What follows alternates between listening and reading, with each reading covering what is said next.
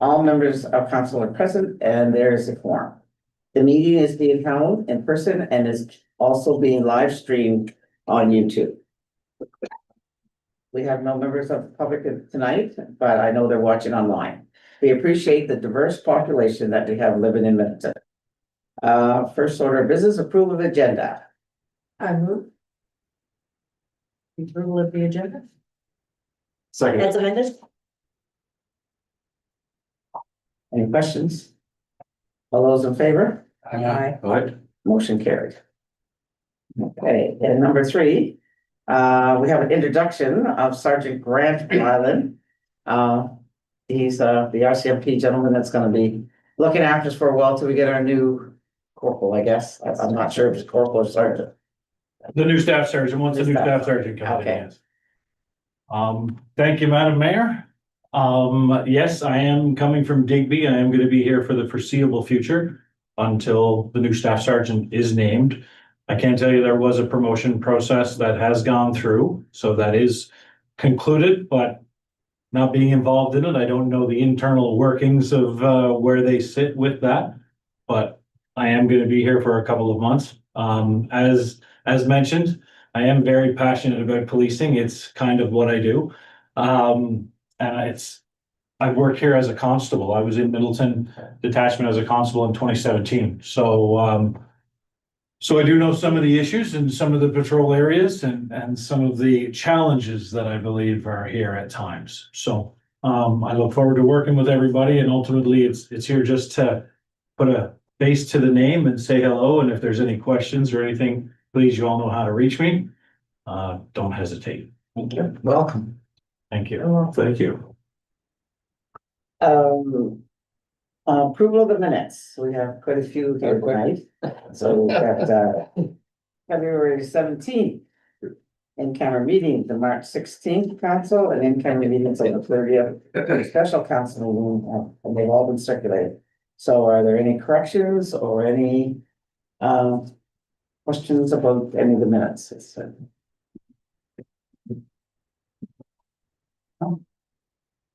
Okay. Hearing none, the minutes are approved. CEO, is there anything by the citizens? There's nothing. Okay, thank you. New business, 5.1, Committee of the Whole Recommendations, RFD 02926, low income tax exemption. So this RFP was presented at committee of the whole earlier this month, and staff are recommending that council approve the proposed revisions to the low income tax exemption policy, which involves increasing the exemption amount to $320 and increasing the household income threshold to $26,100. I'll move the council approve the proposed revisions to the low income tax exemption policy and increase the exemption amount to $320 and the household income not exceeding $26,100. I'll second that. Any discussion? All those in favor? Aye. Against? Motion carried. RFD 030 2026, transfer 2025-26 surplus to operating reserve. CEO. Thank you, Mayor. This discussion originally came up during our budget deliberations, and staff did present a request for decision at the April committee of the whole meeting. So we're just looking for council to authorize staff being able to transfer any actual operating surplus from our 2025-2026 year end to the operating reserve so that it may be used in the future to help fund deficits and budgets or anything that council chooses. And just a note that while we are forecasting a surplus right now, we may not end up with a surplus, but in the event that we do, we are just looking for advance approval so that we can go ahead and make that transfer. I'll move the council authorize staff to transfer any actual operating surplus from the 2025 to 2026 fiscal year at year end to the operating reserves. Discussion? All those in favor? Aye. Against? Motion carried. RFD 031-2026, communication strategy, communications coordinator. Thank you, Madam Mayor. So you should all have a printed copy of the communications strategy in front of you. And what I'll do is I'll kind of go through the whole thing as an overview. Obviously, we won't get too in-depth. It is 50 pages. And then we'll come back to the RFD, answer any questions you have, etc. And so let's start with page 6, purpose of the strategy. Just as an overview here, the strategy is intended to ensure that municipal information is communicated in a clear, consistent, and reliable manner, strengthen transparency and public trust, support community awareness and engagement, provide guidance for communication during day-to-day operations, emergencies, and service disruptions, and improve efficiency and coordination in how information is shared. These are some of the current challenges that I have found in terms of communication and the town of Milton. Communication responsibilities are not always clearly defined. Messaging may vary depending on who is sharing information. Information is sometimes shared reactively rather than proactively. Residents may not always know where to find official information. Communication processes during emergencies are not clearly documented, and communication tools are used inconsistently across departments. So some of the generalized recommendations I have would be to adopt, obviously, a formal external communication strategy to guide communication practices, establish clear roles and responsibilities for communications, develop consistent messaging standards and tone, identify official communication channels and ensure they are used consistently, implement structured communication processes for emergencies and service disruptions, and ensure communication planning is incorporated into municipal initiatives and projects.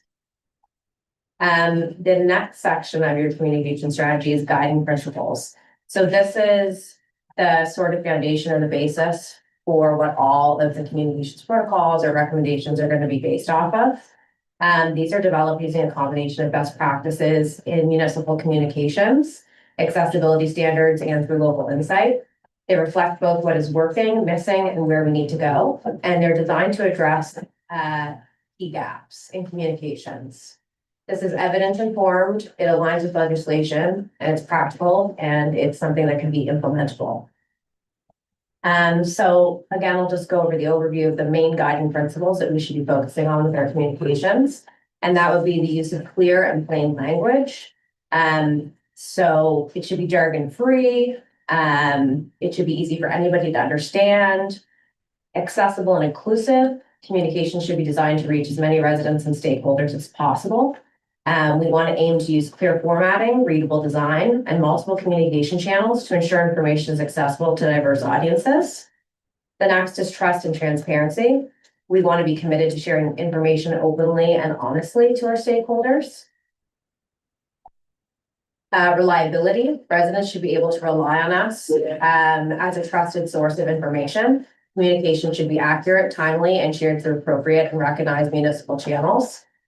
Community focused. All communication should reflect the needs and interests of the Middleton community.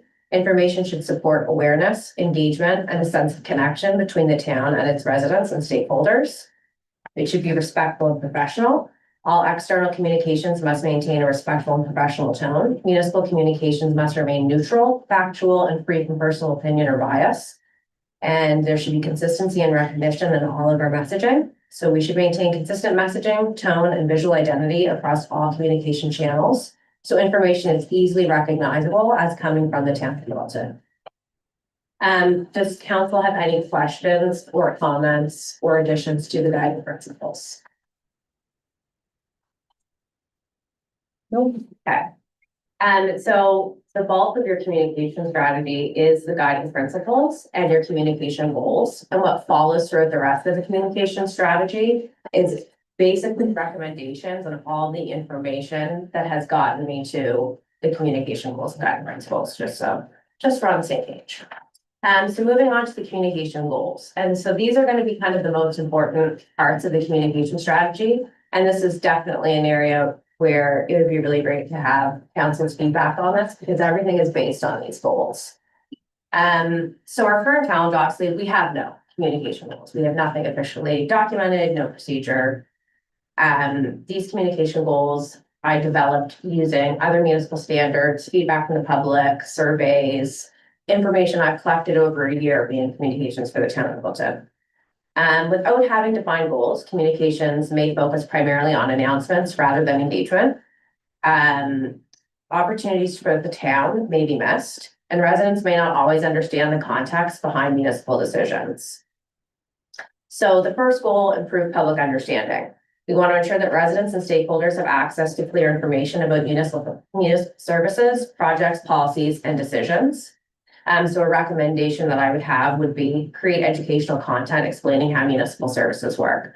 This is something I notice a lot, is that there's a general lack of understanding about the complexity of municipal government. And I think in order for us to be fully transparent, people have to understand how and why we operate the way we do. Increase community awareness and engagement, promote awareness of community programs, events, initiatives, and opportunities for public participation. So continue creating the monthly communication calendar, and have a quarterly public engagement session with council. I'm seeing other municipalities doing this, and they're getting a lot of residents involved. A key thing to be able to, put this communication strategy forward and have transparency and general understanding is we have to have some form of public engagement, and council is the base of the town. And I think it would be a good opportunity for us to allow the public to have, quarterly or even just twice a year, public engagement sessions, like kind of coffee house style, where residents can come and share constructive criticism or thoughts or ideas with councilors with each of your areas of expertise. And, a non-informal, intimidating setting, to get engagement and really hear what residents have to say. Not every resident is comfortable coming to a council meeting that's public. And not every resident wants to message us on Facebook. So just give some options. We want to strengthen public trust. We want to provide transparent, timely, and reliable information that helps build confidence in municipal leadership and operations.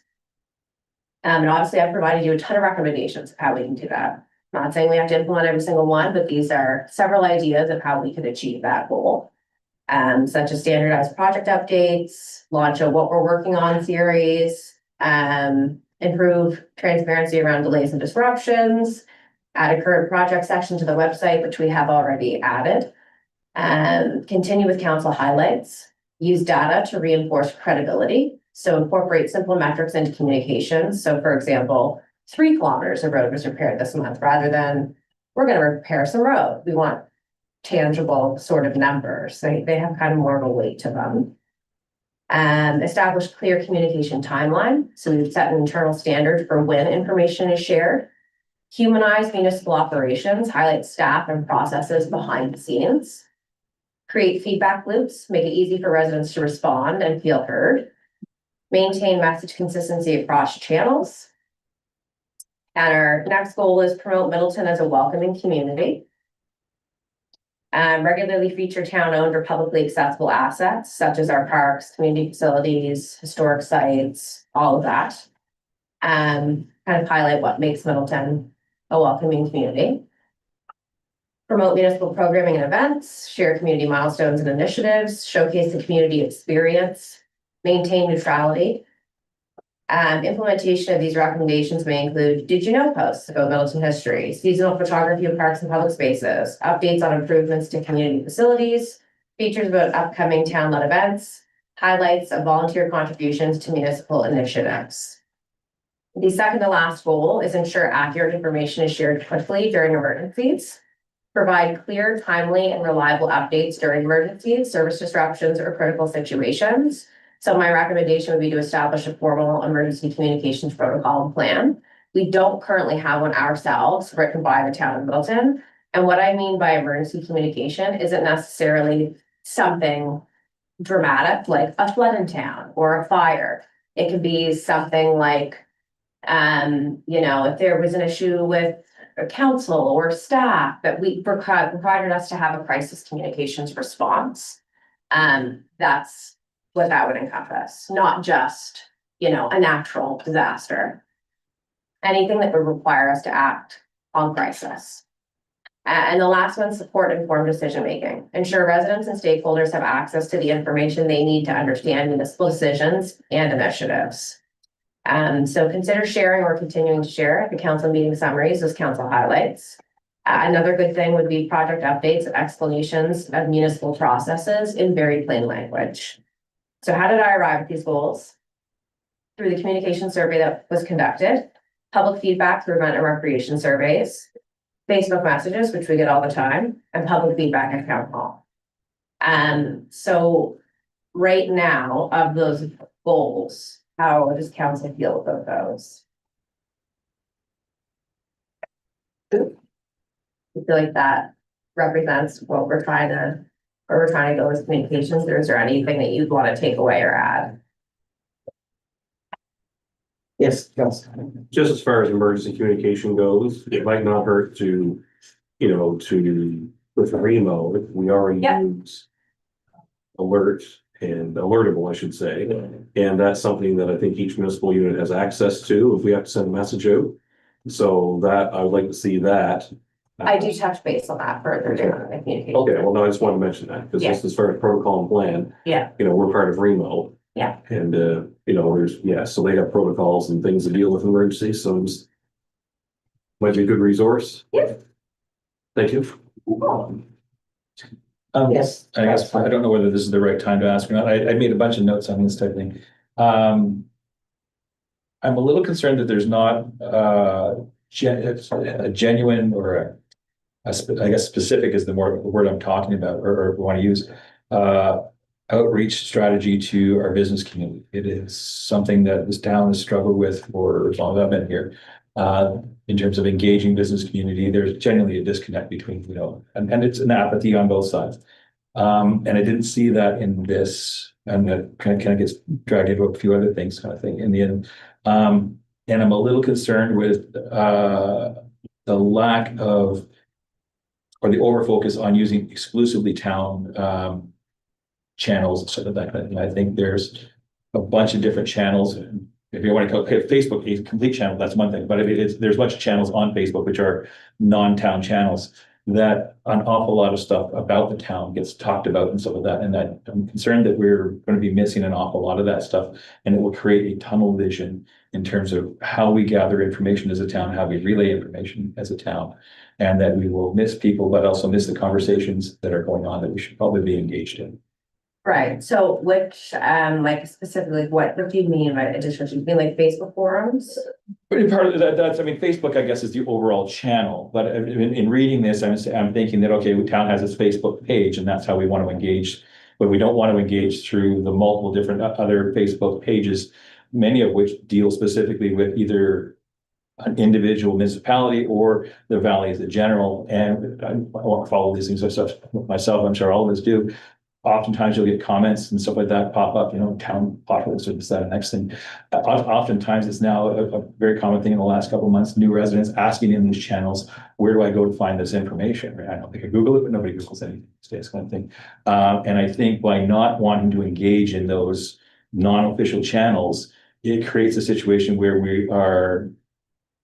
we're missing out on the opportunity to engage with the public in a positive manner. Obviously, there's going to have to be some guidelines. We don't want to get into a Facebook argument on stuff, but taking a question asked by a resident or a concern asked by a resident in a non-official, non-Middleton channel, we should have a policy on how to engage with that and direct that individual into our whether it's talking to our CAO, whether it's talking to our staff member, how do we guide them into where they should be handling those concerns, complaints? Yeah. If they're complaining about dogs, well, okay, talk to the county on this or about this. Yeah. I think I don't see that in here, and I would like to see a policy on how we do that. So I do touch base on that further in the communication strategy about using exterior Facebook channels. And that's why I wasn't sure whether this was the time to, or whether I should hold my Yeah. comments to the end, or perhaps I'll do that type thing. That's okay. But no, but you seem to be asking for comments as we were going through, and I wasn't sure, maybe I'll just hold. Yeah, no, I have that back, and when I bring that up, raise that, yeah, flag me.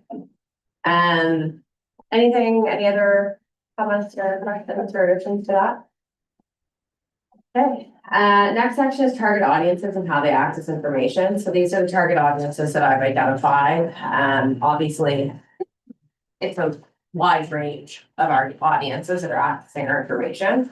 But just quickly, our primary audiences, obviously, would be our residents and taxpayers, local businesses, community groups and volunteers. Secondary audiences would be your visitors and tourists, potential residents and investors, so potential new people wanting to move to Middleton, or new people wanting to open up a business, regional partners and other municipalities, and media outlets. I just wanted to have those identified. Key messages. While messaging may vary depending on the topic or situation, the town of Middleton's communications should generally reinforce the following messages and themes. The town of Middleton is transparent, responsive, and community focused. Municipal decisions are made in the best interest of residents. Community involvement and engagement are valued and encouraged, and Middleton is growing and evolving while maintaining its character and its history. Communication channels. So we have owned channels, earned channels, current channels. Owned channels are things that we directly manage ourselves. So those would be the town website, our Facebook page, YouTube, anything that's sent out via MailChimp, and any print materials. Earned channels help extend the reach of town communications through external organizations or networks. So those would include local and regional media, community partners sharing town content. So if Annapolis County shares something we have, that would be an earned channel. Regional organizations and municipal networks. While social media is an important communication tool, it does not replace official municipal or formal communication channels. Our current challenges. Some communication challenges the town currently has or may have include over-reliance on one platform. Historically, that has been Facebook, mainly because our website was difficult for staff to access and monitor and update. That has since changed, obviously, with our new website. Important information isn't always consistently shared across all platforms. So my recommendations for this would be the town should use a multi-channel approach, including the website would be the primary source of official municipal information. Facebook is great. It's an excellent way to engage with the community and to spread information very quickly. But because we are municipal government, our number one official source of information should always come from the website first. It could be shared onto Facebook, but when people look for information, they should know when we go to the website, if it's on the website, that's official, that's reliable, it's coming from a direct town of Middleton owned source. Social media. Again, used to share updates and direct residents to official information, which would be on the website. And we should ensure that there are regular posting schedules if possible. MailChimp we can use for major updates and community information, very similar in the way that we use it now. And print materials, use poster and signage for community events and notices. And these are listed in order of importance. Roles and responsibilities. This just explains what council's role is in communications, what the CAO's role is in communications, and what my role as a communications coordinator is. So my recommendation would be similar to the way that we're operating now, that we establish the following structure for communication. So that would be council has policy direction, CAO has oversight and approvals, and I would implement the strategy and content creation. Sensitive communication should always follow this approval process. Of course, there's sometimes, today, for example, Nova Scotia Health posted that they're doing type of a practice drill at the hospital. Yeah. We don't really need approval to post that. That's good information. However, if there's a notice about an update from council, that's going to have to follow an official approval process. Content types and tones.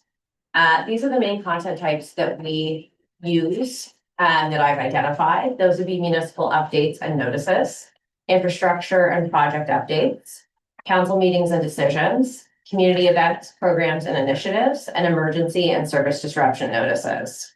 The tone of all of our communications should be clear, professional but approachable, neutral and factual, and community minded at all times. Community engagement approach. The town of Middleton values respectful and constructive communication with residents and stakeholders. While the town encourages public engagement, communication must also be managed in a way that ensures fairness, accuracy, and appropriate use of public platforms. Residents expect opportunities to ask questions and provide feedback. Residents may ask questions or seek information through official plan communication channels, including the town website, official social media platforms, email communication, and direct contact with town hall. Where appropriate, staff may respond publicly to general questions to ensure consistent information is shared with the broader community. In other cases, responses may occur privately if the matter requires an individual follow-up. Certain matters are not appropriate for discussion on public platforms, including personal complaints, service requests, legal matters, or issues requiring detailed investigation. Staff should not engage in discussions or respond to complaints raised in unofficial community-run social media groups. Individuals raising concerns in these forums are encouraged to contact the town directly through official channels so matters can be addressed appropriately. Current challenges, there's a lot of questions and comments being raised in online forums and on Facebook groups. Misunderstandings can spread through social media. Staff responding to comments, questions through personal Facebook accounts. In general, there is a lack of engagement opportunities for the public in person outside of council meetings and on social media, which is why I think a lot of people feel they have no other way to get their concerns out, so they go into a Facebook group. Some of these Facebook groups get hundreds of posts a day. We're not going to catch them all. And that's a problem. So my recommendation would be to encourage residents to contact the town through official channels. Town staff should not engage in debates or correct individuals in community Facebook groups. I think we should tighten the current social media policy to reflect that. It's one thing for somebody to see a complaint on Facebook or a debate and just say, here's the email where you sent a complaint to. That's one thing, but we don't want to get engaging in debates in an unofficial capacity. There have been several comments made in both the communication survey in person and through Facebook groups the town of Middleton should turn their Facebook comments on. I thought a long time and researched this heavily about what my recommendation would be for the Facebook comments, and this is what I've arrived at. Comments should be turned on for very specific posts. These should only include event information, surveys being shared, or when specifically looking for quick and easy engagement. So for example, when we posted that we had a staff member retire, that actually would be a good example of when it probably would have been nice to have Facebook comments turned on. So we could have seen all of the congratulations on retirement, and it provides the community with some type of engagement there. Comments should not be turned on for official notices, emergency information, council-related news and information, or RCMP information. This is becoming a standard where most municipalities and provincial government are turning off Facebook comments because things can get out of hand. It's difficult to control your narrative, and you need to create some type of a policy for people that are commenting on your page. And it becomes incredibly difficult to manage that, to decide who gets to stay and who gets to go. When do we hide a comment? You don't really want to hide a comment because that's not very transparent. It's a very debatable topic, I think, having Facebook comments to being turned on. I hate to hear that comment, number one, from people, from the public. But that's my official recommendation. Whatever council wants to do for that. Yes, Councilor Smith. I can concur with that, but I think it's very important then for your last bullet point on official notice of emergency information, council-related news and information, RCMP information, that we provide the information in the notice of where the public can then inquire to get their question answered. Yeah. It's not enough to say whatever we're saying, because people have questions. Yeah. A lot of people have negative comments and they're beyond acceptable language and tone, and I understand that. We don't need that. But there are a lot of good people out there that just want to know more. And I think we need to give them that opportunity to then message you or whoever is going to be the face of that particular notice, so that they can get more information, whether it's for a recreation event or if it's an emergency or whatever it is. No. I'd just like to say one thing. I was at a seminar 2 weeks ago, And the two women that were running, they told us not to turn on our comments. And so it was mostly there was just mayors and deputy mayors that were at this thing. And out of the probably 12 municipalities, there was only one that still had theirs turned on. And everybody has been turning it off because of all the negative. They did it for the same reason you're saying. Like they wanna, have a place that they can tell, but it just got increasingly worse. The language, the lady from Lunenburg showed me one comment on like, she should have went to jail. For what she said, it was absolutely not right. So those folks have all turned them off. They said they're not gonna deal with it. So, and this lady is from Toronto or wherever she was from. And she said, no, just turn them off. Yeah. She said, do the very best you can to get your message out there. But she said, nobody needs to deal with that. So I just thought I'd throw that in there because it's, I know it's a big topic. But I've had people write me things that I just. Yeah. Delete them from my, Yeah, I don't answer them, I don't do anything. yeah. And another issue with them too is obviously we're not staffed 24/7. Right, And a lot happens after the hours at 4:30, where like, once it's out there for 12 hours, it's out there. But there's no point to hide it or delete it or remove it. We can't manage it all the time, and that's an issue for sure. Crisis and emergency communication. During emergencies or service disruptions, the town is committed to sharing accurate and timely information to support public safety. Priority communication channels during emergencies may include the town website, official social media platforms, MailChimp email updates, and Alertable or other emergency notification systems. And I'll get into Alertable a bit more. Current challenges we have, information can spread quickly through unofficial sources. Staff do not have a defined communication process in emergencies. There's no emergency communication plan.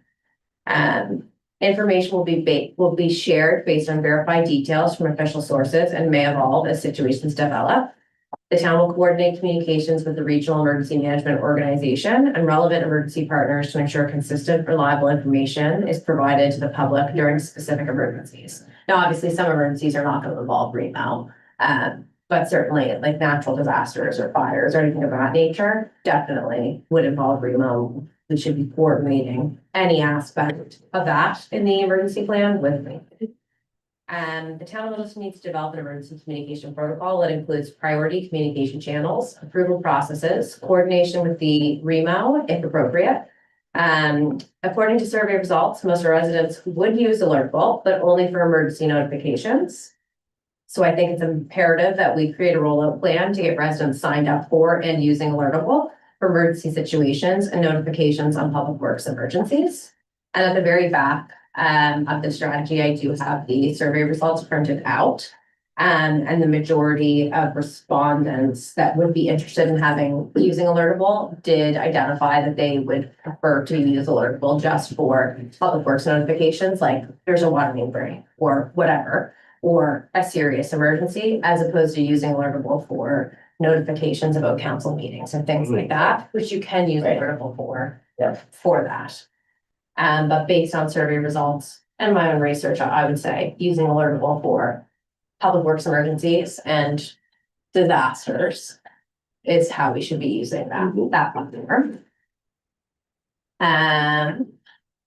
Any questions on the emergency protocol sections? Accessibility and inclusivity. So there are three main areas where you can get information on accessibility standards. You have the Accessible Canada Act, which is not specifically for municipalities.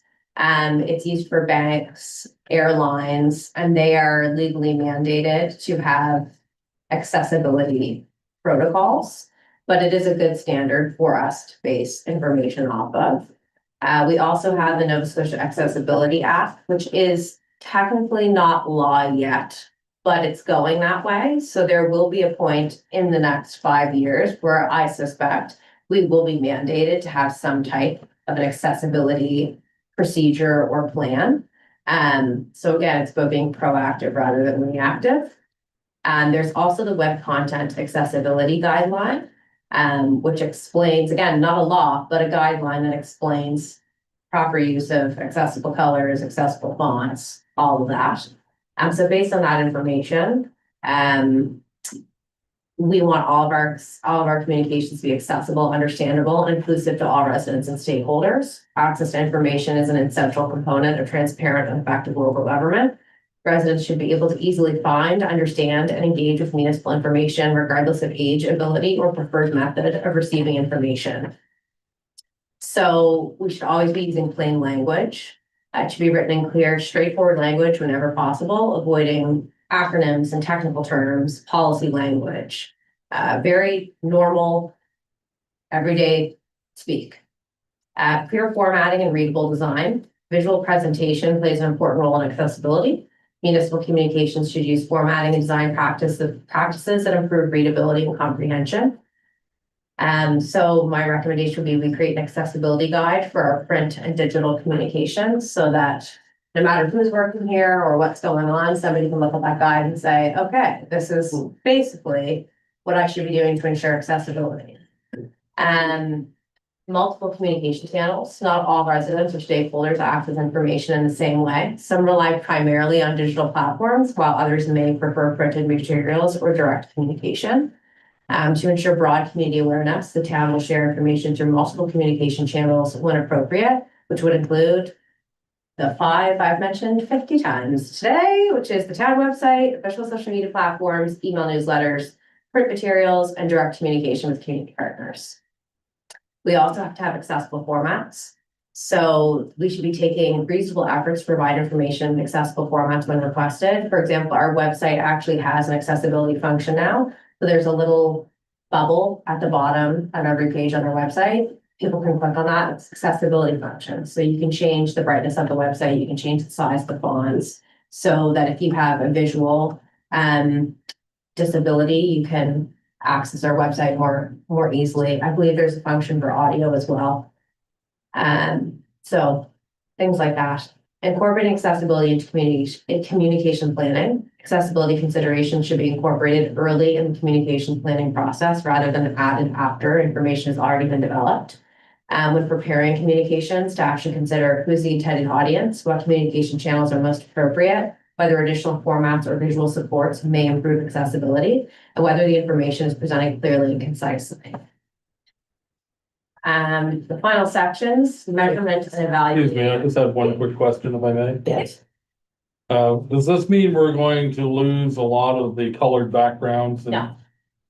So most of the accessibility is based on contrast. So all it means is you're not going to lose your colorful backgrounds. You just have to ensure that whatever font you have over a colorful background has a contrast. So example, we're using our blue background, you're going to want a white font on that. So that that's clearly seen.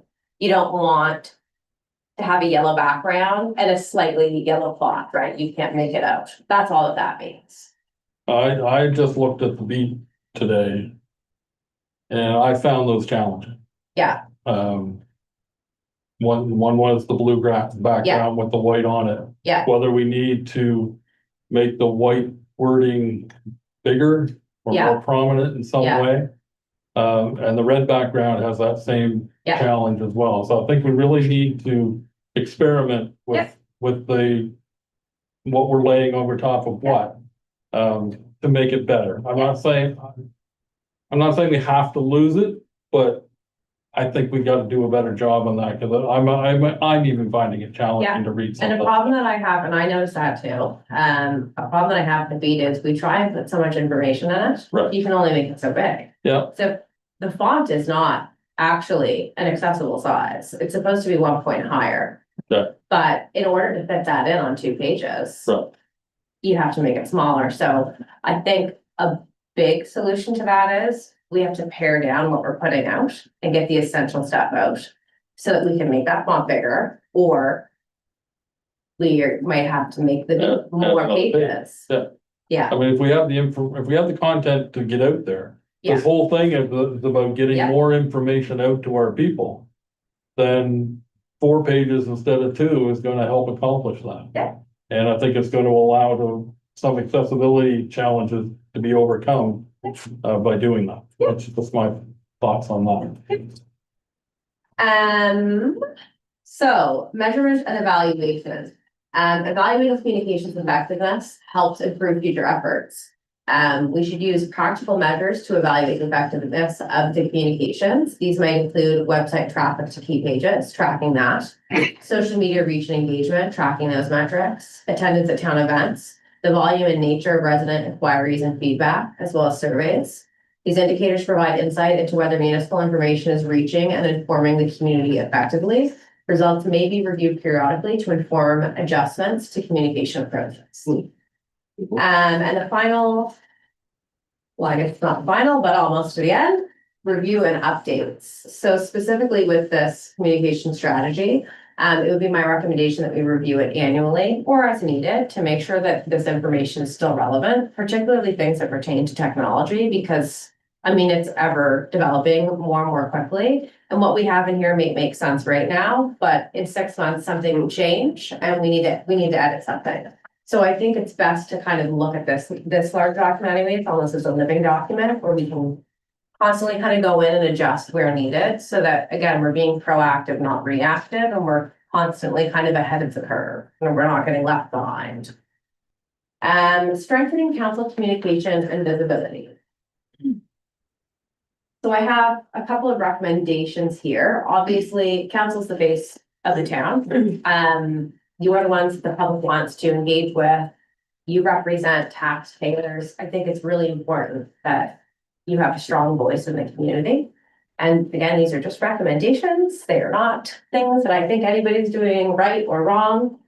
Recommendation 1, establish council communication guidelines. So that could be developing a simple, practical set of guidelines for how council could communicate with the public. It's good for understanding proper social media use, so your tone, accuracy, professionalism, responding to public inquiries or concerns, sharing municipal information versus opinion. And this is just to be looked at as a support tool, not a restriction. So if it's something where you're like, I don't know if I should share this or how to say this on social media, there could be a guide for that to help you out. You could use it or not. Recommendation 2, provide pre-approved messaging and key messages. So I would ensure council has easy access to accurate, ready-to-use information. So that could be key message briefs after council meetings, major announcements, or ongoing projects or sensitive issues. Those would include key facts, approved language, and FAQs. This just helps consistency across all public-facing communication, so everybody's on the same page. So council's never left in the dark about information. So if a member of the public comes to you and asks a question, you know the answer to it. Everything's been put out there for you. Recommendation 3, introduce optional training and support. So offer light practical communication training tailored to council's needs. Topics could include social media best practices, handling difficult conversations, communicating complex decisions in plain language. This helps to ensure capacity building. Recommendation 4, create a council highlights sharing kit, not to be confused with our council highlights from council meetings. This would give you pre-written captions, graphics or shareable posts, suggested wording for resharing town updates. This encourages councilors to stay active while maintaining accuracy. It makes it easier for you. Clarify roles in communication. So encourage regular sharing of town updates, professional and respectful engagement online, avoidance of speculation or unverified information. Major updates should come from official channels first. Recommendation 6, encourage consistent engagement standards. So encouraging regular sharing of town updates, professional and respectful engagement online. Again, avoidance of speculation or unverified information. This is not about controlling your voice at all. It's just about maintaining credibility. All councilors should have a Facebook page, ideally. This is where a great deal of engagement happens. And this is where information from the website, Facebook page, etc., can be shared. So if we have 6 councilors on Facebook, that's 6 times all of our information is getting shared. Perfect. Don't need 7. That's up to you. Just throwing that out there. Comes a breeding ground, ladies and gentlemen, that's all I say, so. Good. Station 7, monitor and support, not policing, provide ongoing support to ensure alignment, offer quick check-ins or guidance when needed. To be available to review posts or messaging requests from counselors and address issues proactively and constructively, if they arise. Are there any questions or comments on that? I just said mine. Quick question on the Facebook thing. Sorry, I didn't mean to cut you off. Go ahead.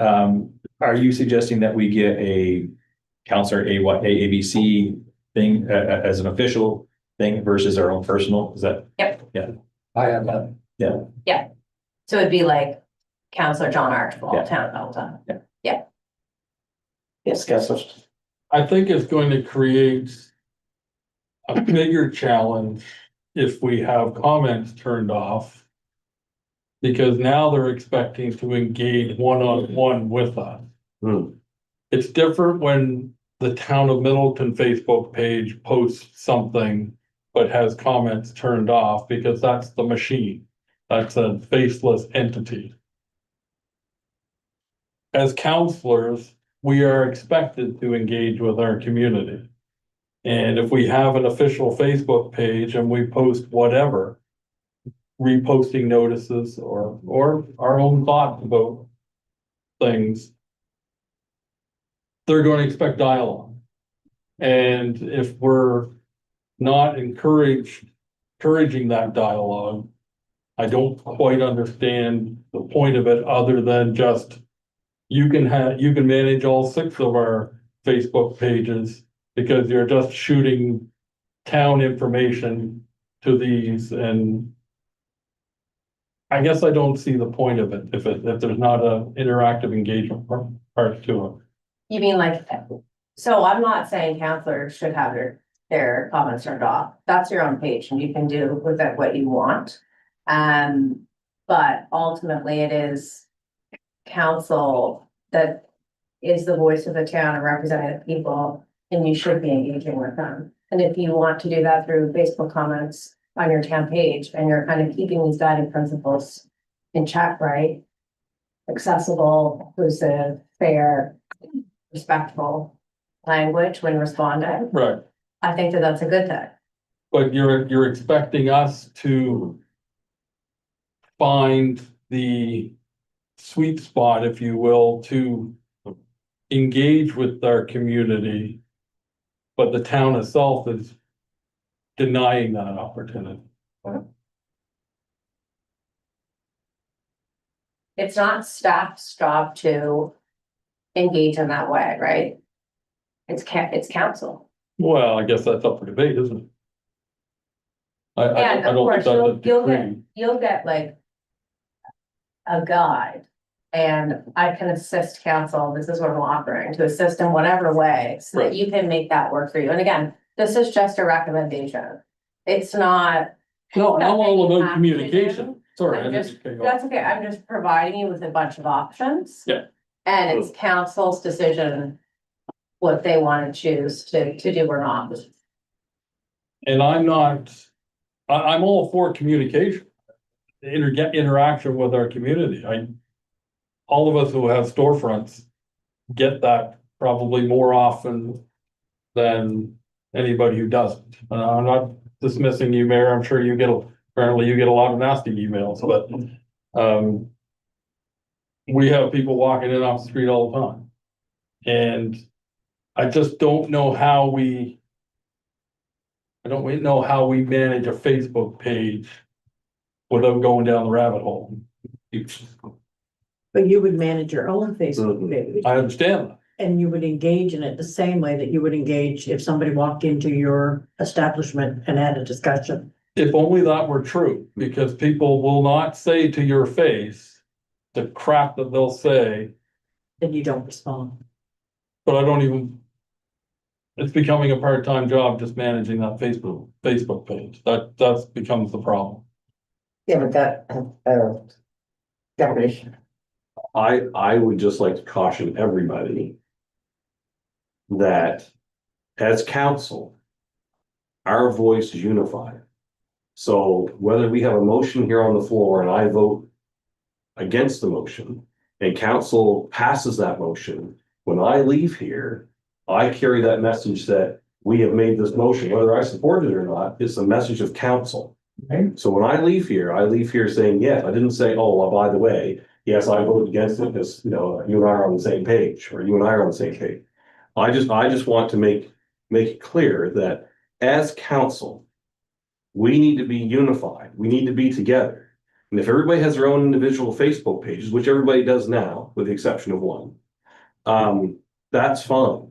But I agree with Councillor Smith that face-to-face communication, or telephone communication or email communication is one thing, but people do hide behind their keyboards and their screens and maybe send off messages that may be deemed not as appropriate as if you were having that conversation face to face. So I would just like to personally caution everyone with responding to posts.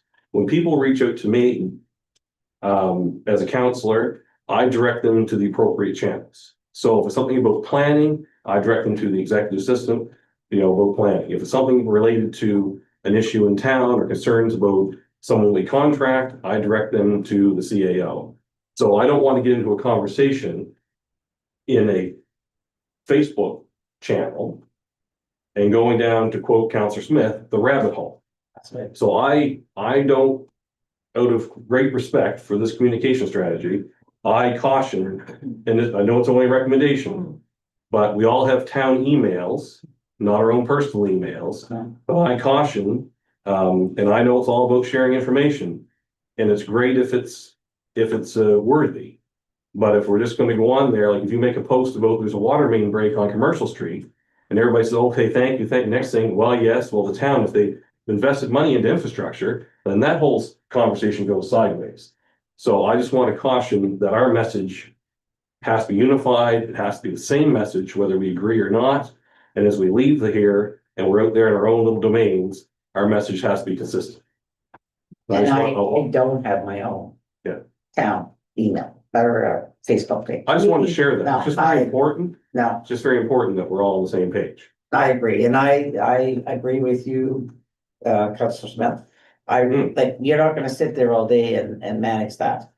And so, and that's why I didn't do it from the start. I was going to, and then after some thought, I thought, no, I'm not gonna, sit for 2 or 3 hours a day to check on this and answer questions. We've got too many people here that can do the job that they wanna know. If there's a water main break and we let them know that, that's it. That's all that has to be done. We always get we get an email, but also it's out there on our website. So they know that. Yes, Councillor Bartlett. I may be not as popular as the rest of you then, because I've had a Facebook page for going on over 3 years that says Councillor Bartlett. And the amount of comments I've gotten on there, like, would probably 0 to minus. It's not a lot, if any, that I can think off the top of my head. And it is exactly as was mentioned by our communication director. What I share is events. What I share is there's a water main break. What I share is whatever. I do not get comments and stuff. And how would I handle it if I did? As easy as what we're supposed to do now, which is if questions call. If, as Councillor Archibald had mentioned, other Facebook pages. Those are the ones that I think we're gonna go down a rabbit hole that we don't want to get involved in, because everyone seems to have the opinion that, they can say whatever they want, whenever they want. On my councillor page, anyone can look at it and join, maybe I'll get 78 members. I'll be 70 now. There you go. Well, you have to have Facebook first. Stay 70. To me, it's just another, it is another channel of sharing what's going on in the town of Middleton. I've had, as Councillor Smith said, I get engagement by people coming into my place of business, having that conversation. And it's much more, I think, respectful than, that way. Agreed. If somebody if, because it hasn't happened to this point, and this is 3 years, if someone was to engage with me on my Facebook page, it would be a respectful comment from me, direct them into the, and if they wanted, after that, if they wanted to continue and be disrespectful, I'd do what I do with every disrespectful person. Click. You're out, because a lot of these comments, because we don't know if they're coming from townspeople, No, if they're coming from people that are outside, outside of even our district.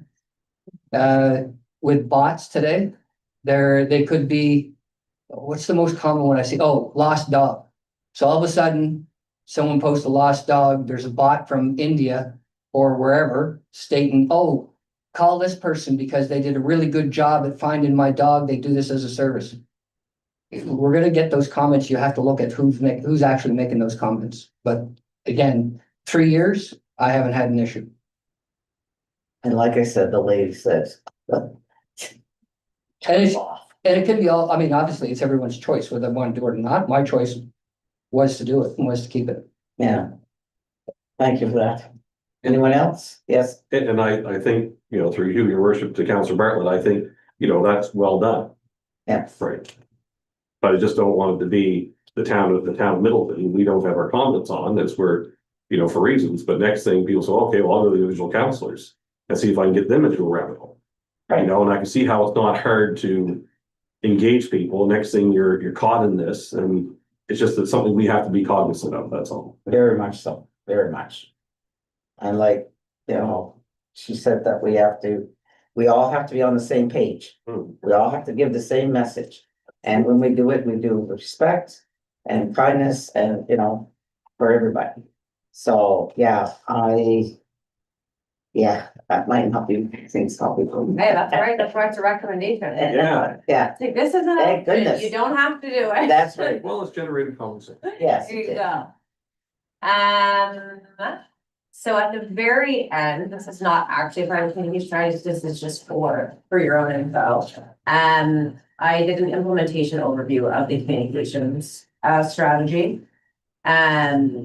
So implementing this would require a coordinated and phased approach across several key areas. It would be governance structure, website improvements, which since writing this, the website has been completed and launched. That's not as relevant, but ensuring timely updates on the website still is, and constantly improving navigation and accessibility.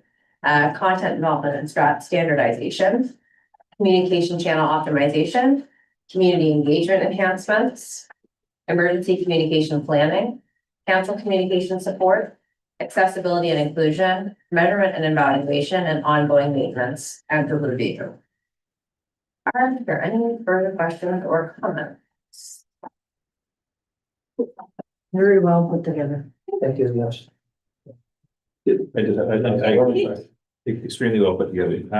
I did have, I don't see it in the hardcover copy, maybe I'm missing it, that I saw in the digital copy we got. There was a policy around, how do I say, it was not, not promoting, individual businesses or organizations. I assume that means basically, there's a sale at, Subway or something like that. We're not trying to do that, but I'm worried that can be a little overly restrictive. There are certain situations, new business comes to town. We should be celebrating that. Say, hey, welcome to town kind of thing.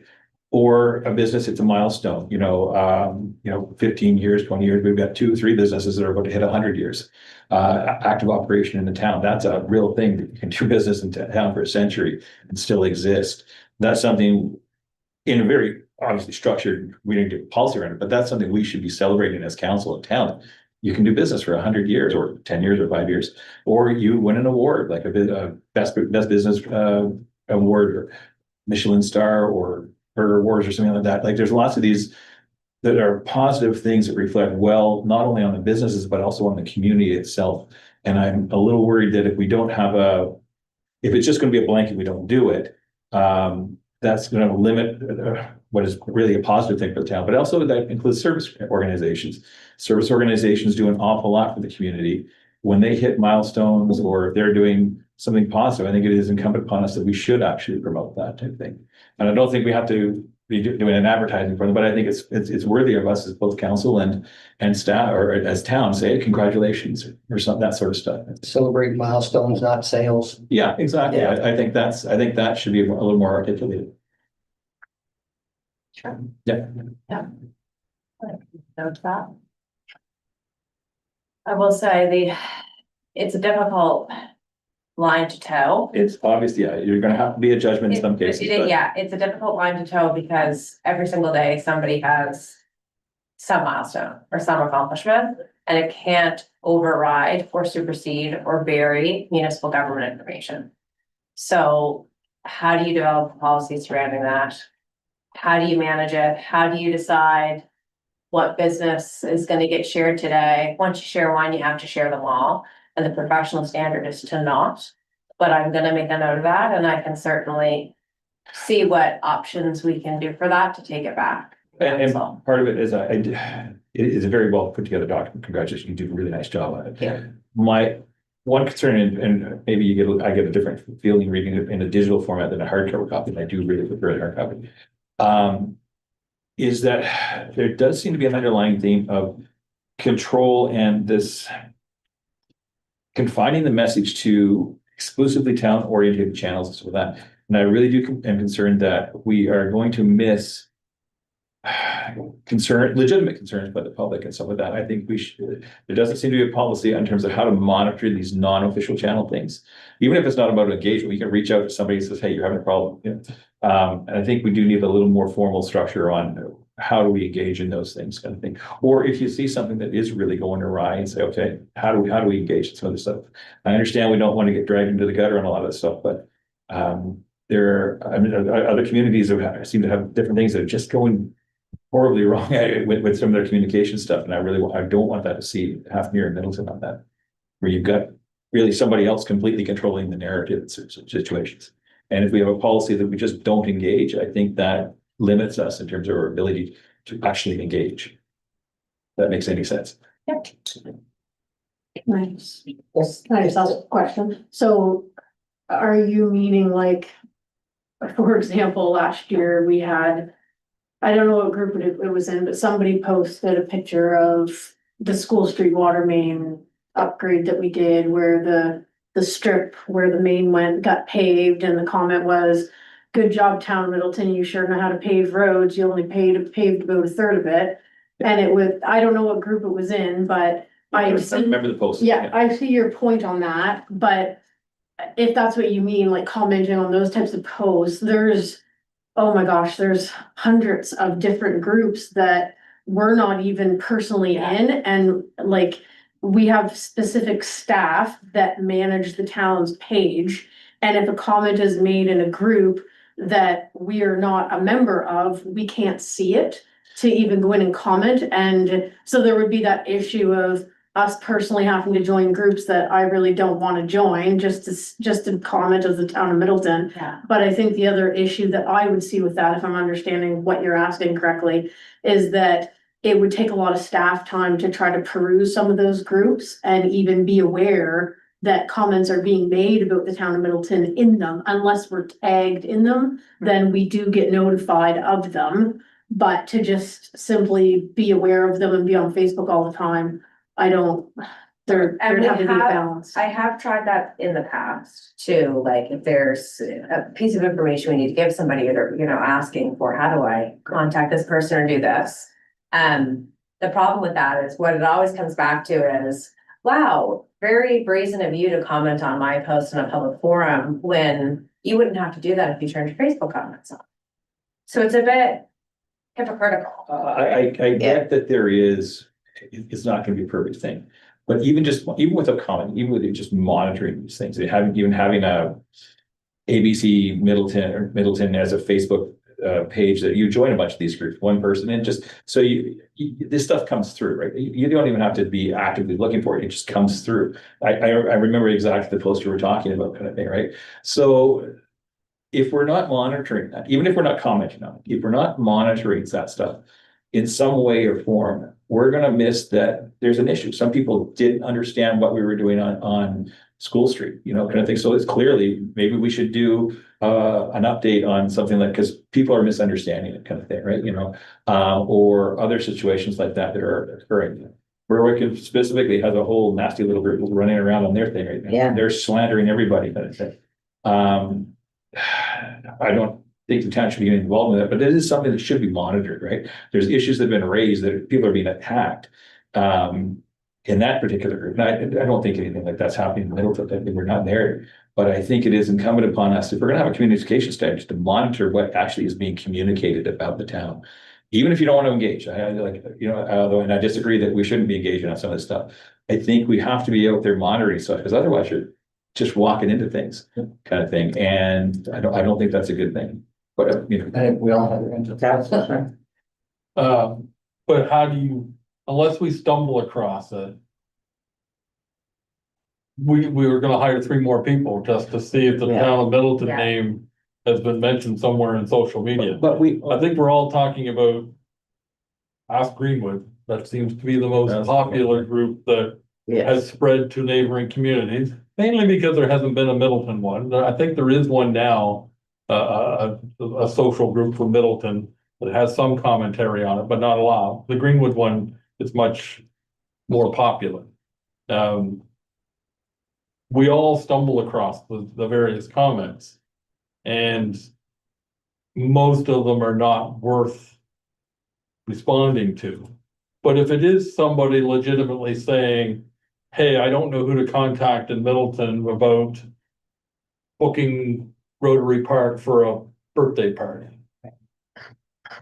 If you or the rec coordinator or anybody in this office stumbles across that particular post, I don't think we should be banned from giving that piece of information. no, Even if it's just a link to the Middleton website great, or Facebook page. Yeah.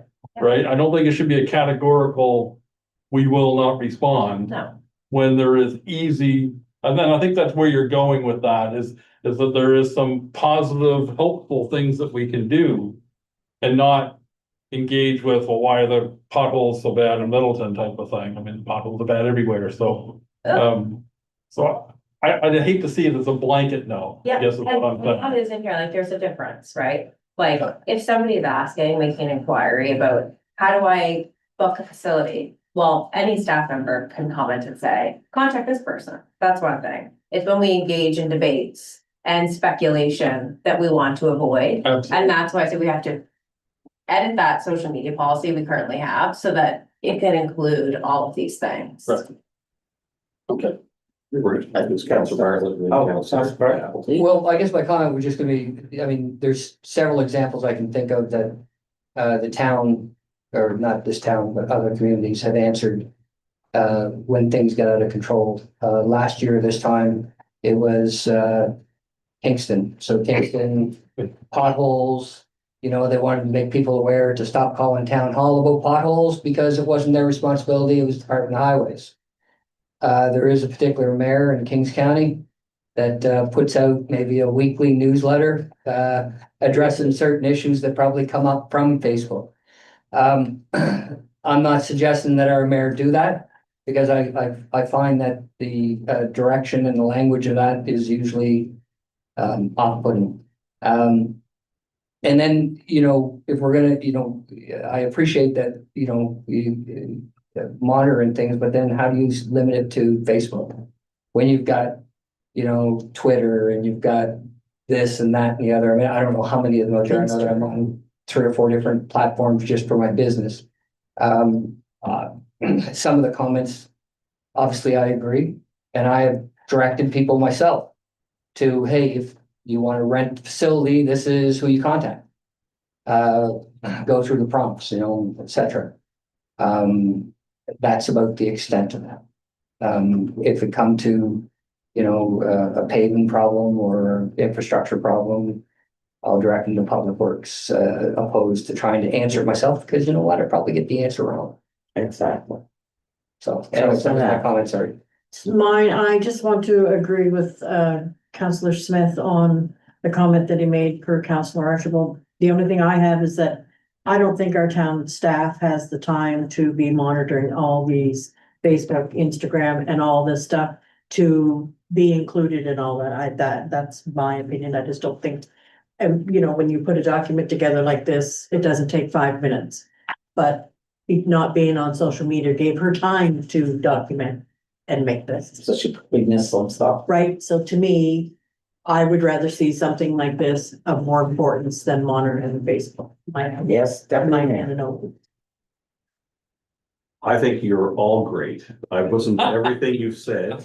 I'm not on Facebook. Yeah, So I've we taken, know that. I've taken in all the individual comments, and I think there's 6 people that monitor all those external channels out there that may have the town of Middleton mentioned in them. And my suggestion, being a non-Facebook person, would be to direct those to the appropriate people in town hall to respond to those. So if someone happens to see a post on Ask Middleton, and we don't know the answer, or as Counselor Smith said, also, direct you here, great. If it gets to be into something more than that, I would direct them to the communication where that person could say, oh, actually, let me have a look. Yes, I'll take that from there, Counselor Archibald.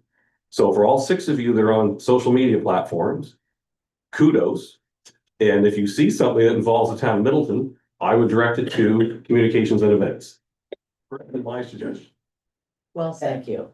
Well, I move that we create a Facebook page. I second that. What's my name gonna be? I just want to say thank you on behalf of myself, for you fielding all those things out there in the social media world. You're very But I'll keep my welcome. front door open, my cell phone's on 24 hours a day, and my email is active, so. There you go. I'll do my part. We appreciate that. Thank you, We Rick. thank you. That's all I had to say to that. Any further discussion? Gina, oh, Yeah, if Gina just wants to kind of go Yeah. through the next steps Okay. and where we're going from here. Yeah. So obviously next steps would be council approves the communication strategy. Council advises staff if there are any recommendations in the communication strategy that it does not wish to implement. We've kind of already done as we got along. A summary snapshot of the external communication strategy will be created, including graphics and easy to read format for the public. This detailed version will still be available.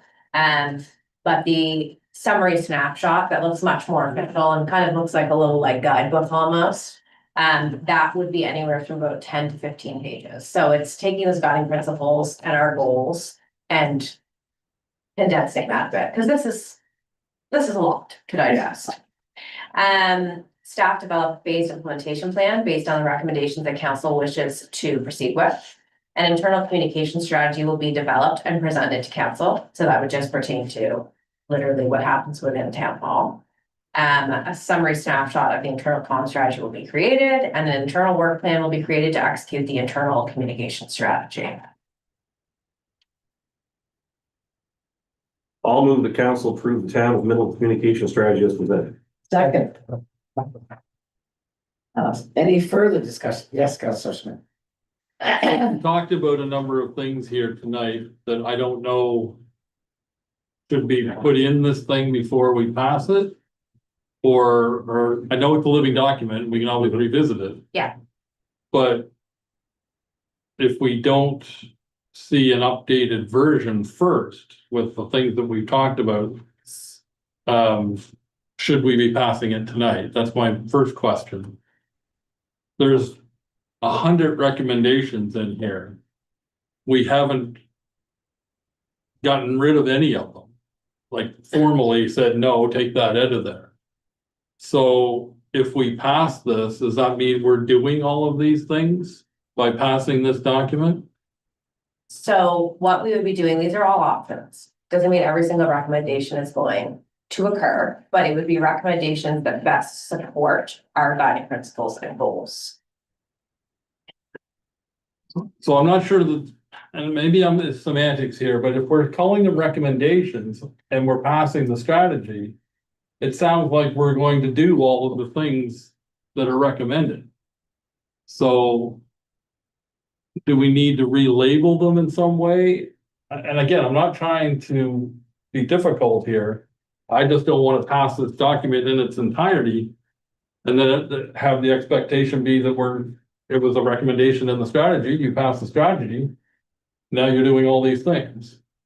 You see the language trouble that I'm having with this? Okay, CEO, yes. Thank you. So the one note that I made that we might need to make as an addition pending the communications coordinator looking into it was someone commented, I think it was Councilor Archibald, about adding a goal around welcoming and communicating with businesses. So we do have a goal called promote Middleton as a welcoming community, and it does speak to businesses. So we could add a recommendation, like a new recommendation under that section that kind of spoke to what you felt was a gap in the strategy. So that is one change that we could make for a version 2, say. But basically, with this strategy or plan document, it's based on professional recommendation. And unless council doesn't agree with like the guiding principles and the goals, the recommendations would stay included. The plan would still get approved, but that doesn't mean that you have to go forward with all the recommendations, because the recommendations are being made from like a professional standpoint. Council can choose to take them or leave them. But if we deleted all the ones that you don't like, then the plan would maybe look quite a bit different than it looks now. And I'll give you an example of one that council has approved, is that master transportation plan. So council did approve that. That predates some of the new council members, but that plan got approved. And there was a lot of recommendations in that, and I don't think we've done a single one of them yet. And I actually have that on my list to dig that back out and try to dust off what some of those recommendations were. But I think the purposes of a plan and strategy is that it's based on professional like recommendation. It gets approved as is. Maybe we add one more. And then council decides how it wants to move forward with the recommendations in it. That would be my take on it to answer your question. And if council wants to add that additional recommendation about how we communicate with businesses, then we would have to bring another version back, or the motion could be amended to say with the addition of a recommendation around business. I think it's an important point that we do make that addition, whether we approve it as is now and revisit it next month with some alterations to it, whether that's less or more efficient, I don't know, or whether we just say, great job, here's the things to tweak and bring it back next month. I don't know the timelines of what we want to, whether this is we got to do this tonight so that we can start it tomorrow. That's up to council. But why we put the next steps in here was so that council could understand that there's quite a few things that come after this. Right. And it's kind of a guiding document or step 1 to some other things that need to come next. So not to say staff won't be working on some of this stuff anyways, but I would say it doesn't have to be approved tonight, but it should be, we should get some direction on what, like, if we want to make that addition and you guys actually want to see it in the plan before you felt comfortable approving it, we could bring that to the next council meeting. A month is not going to be a big deal. Or you could approve it with an adjustment to the motion saying to add that. I like your first option only because I think staff can still move forward with the next steps. But yet we only have to approve this plan once with all of the changes and updates and additions in it, instead of, it kind of makes us look silly if we're gonna alter it every 3 months or something like this until we get the policy actually what we want, because we're approving this. However many pages this is, 50 pages or so, we're approving this, and those other things are not in this. So, and we don't have the language yet around the business communication aspect of it. So that's just my thoughts on it. I'll let democracy reign its head. So really the next, so your next motion is really what you're, not the first motion, but the second one is direct staff to develop a phased implementation work plan. I don't have any problem with that. I have a problem with adopting this That's what I mean. strategy in its current language. Right. That's it. And I'm just me. And that's why we have discussion. That's right. Is this our, sorry, I didn't mean to interrupt. Is this basically our one and only opportunity to have any influence on the document? What we're talking about tonight fundamentally is, and that's kind of my concern, is that like, I really would like to see, I guess because I suggested it, but I mean, I really would like to see a few changes to it. I think it's fundamentally a really good document. There's just a few tweaks that need to be made. But is this kind of our only opportunity for input tonight? Is that, if we approve it, I'm afraid that's kind of what we're at, and staff goes and does things based on, like, as Councillor Smith said, what we've got here, maybe they tweak, maybe they don't, but then they come back and we get out the rubber stamps again, kind of thing. Normally that's why we would bring this to committee of the whole first, so that we could have had this discussion then, and I understand timings and things like that. It just gives us, instead of having two conversations about the low income tax exemption, one in committee of the whole and one here, which is a 30-second conversation each. This is the kind of thing that we need to have two conversations about, in my opinion. So, Yeah, we can certainly put it on the May agenda, but I would suggest that the second motion not go then, because that assumes that the communication strategy has been approved. Approved as stated. So, like, if we're trying to follow things in the proper order, the communication strategy is the first step. And then you direct staff to go create the implementation plan. She does some graphics and does that external snapshot of it. And then we eventually start working on an internal communication strategy that's kind of guided by this one. We could even have a quick special council meeting and Yeah, committee of the whole yeah, we could. to shorten up that month-long delay to 2 weeks delay or whatever it works out to be. so what would our work be? Like, take the communications strategy and Put your notes in it. put your notes in with what you do like and what you don't like. I think we've just, in my opinion, only, I think we've already hit the nail on the head of what we need to enhance about it with the business thing. If the recommendations are not binding, then I'm okay. I just don't want to suddenly see all of these things in that some of them will do, some of them we won't do. We've have a master transportation plan. We haven't done any of them. I don't know how I feel about that right now, but that's okay. Okay, let's not go down that road. Yeah, I think I've taken pretty good notes and I think our communications person has as well. So I think that as long as everybody has voiced their questions and comments about it tonight, I think we have what we need to make some adjustments to it and bring it back to committee of the whole. So there is a motion on the floor. How do we proceed? I think you throw against it. You defeat the motions on. Yeah, and then not put forward the second motion. All those in favor? All those against? Aye. Motion denied. Okay, and staff will take direction to incorporate some of this feedback into a version 2. And we will make a note to hold a special council meeting, Sarah, after the May 4th committee of the whole meeting. Star Wars Day. We're all dressing up as Star Wars characters. Believe it or not, I was actually gonna bring that up at the end of the meeting. I'll be Obi-Wan. We could be the Jedi Council. Hey. We would get some real serious viewership. I think we're on to something. Is that the costume place still open? I think It is. I know Dal. All right, moving on. 5.3, supplementary capital project for pool shade structure. Thank you, Mayor.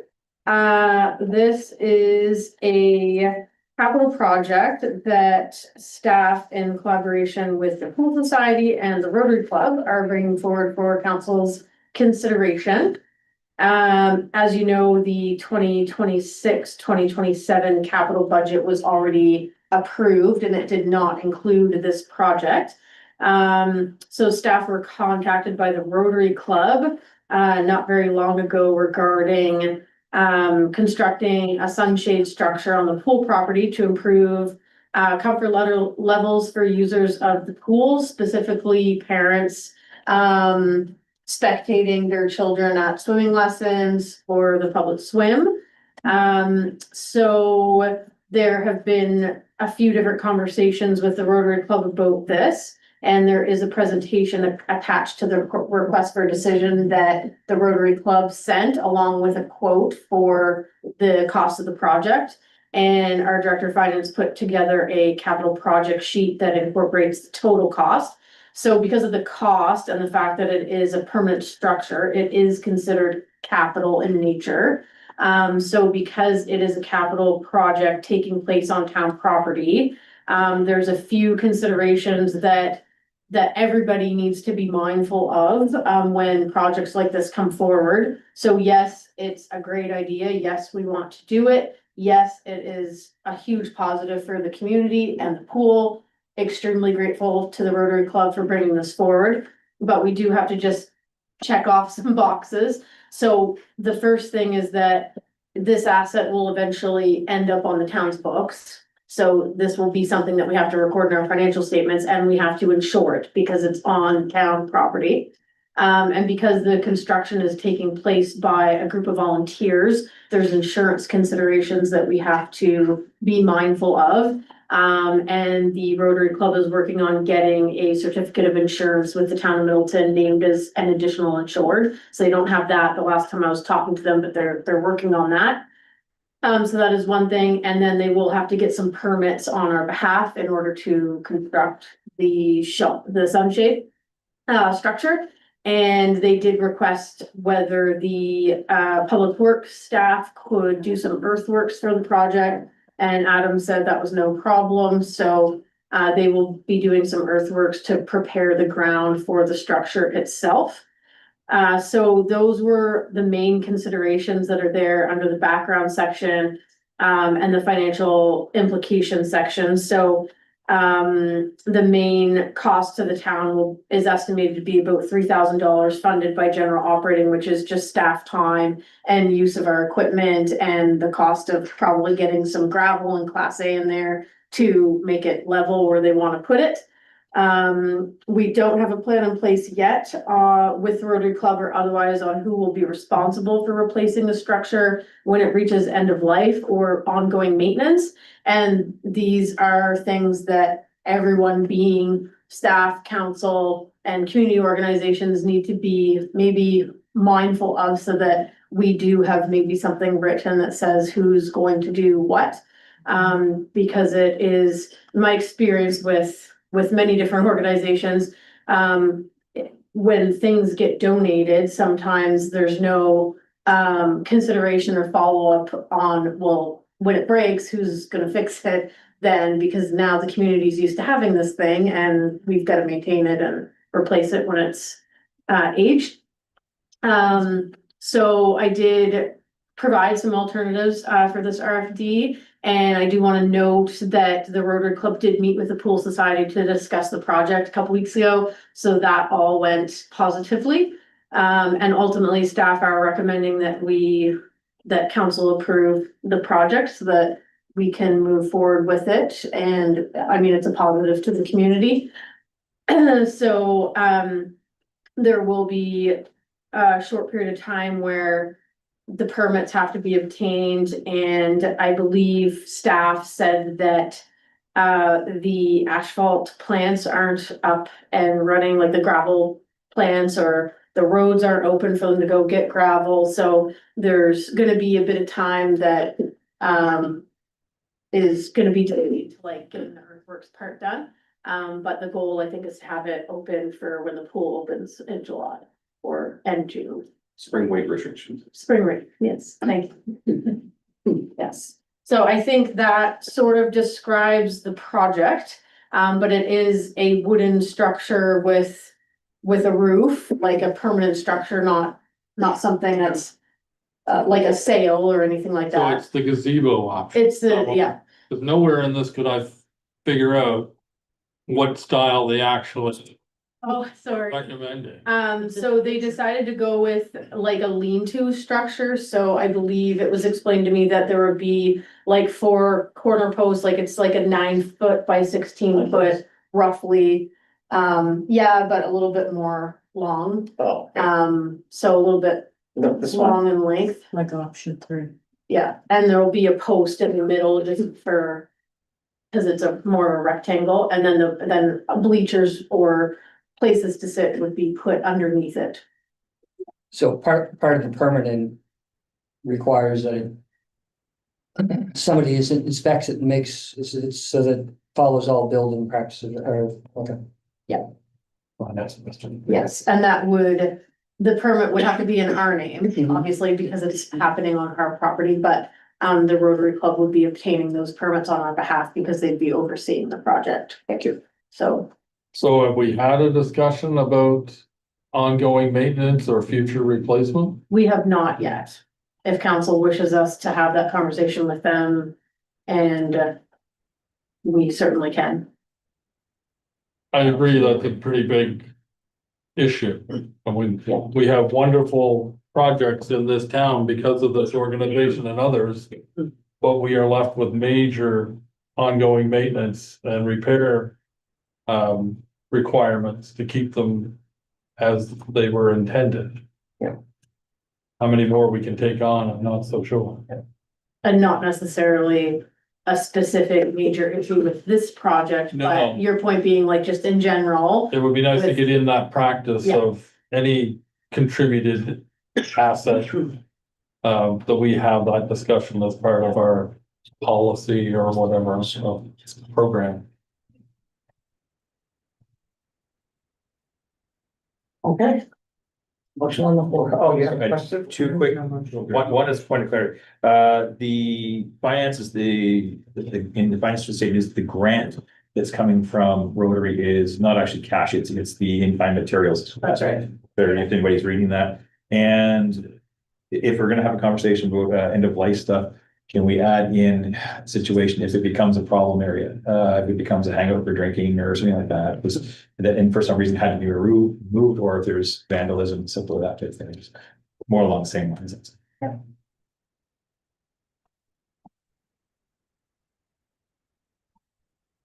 I'll move the town council approve a supplemental budget of $6,311 before HST for the installation of a sunshade structure at Milton Pool.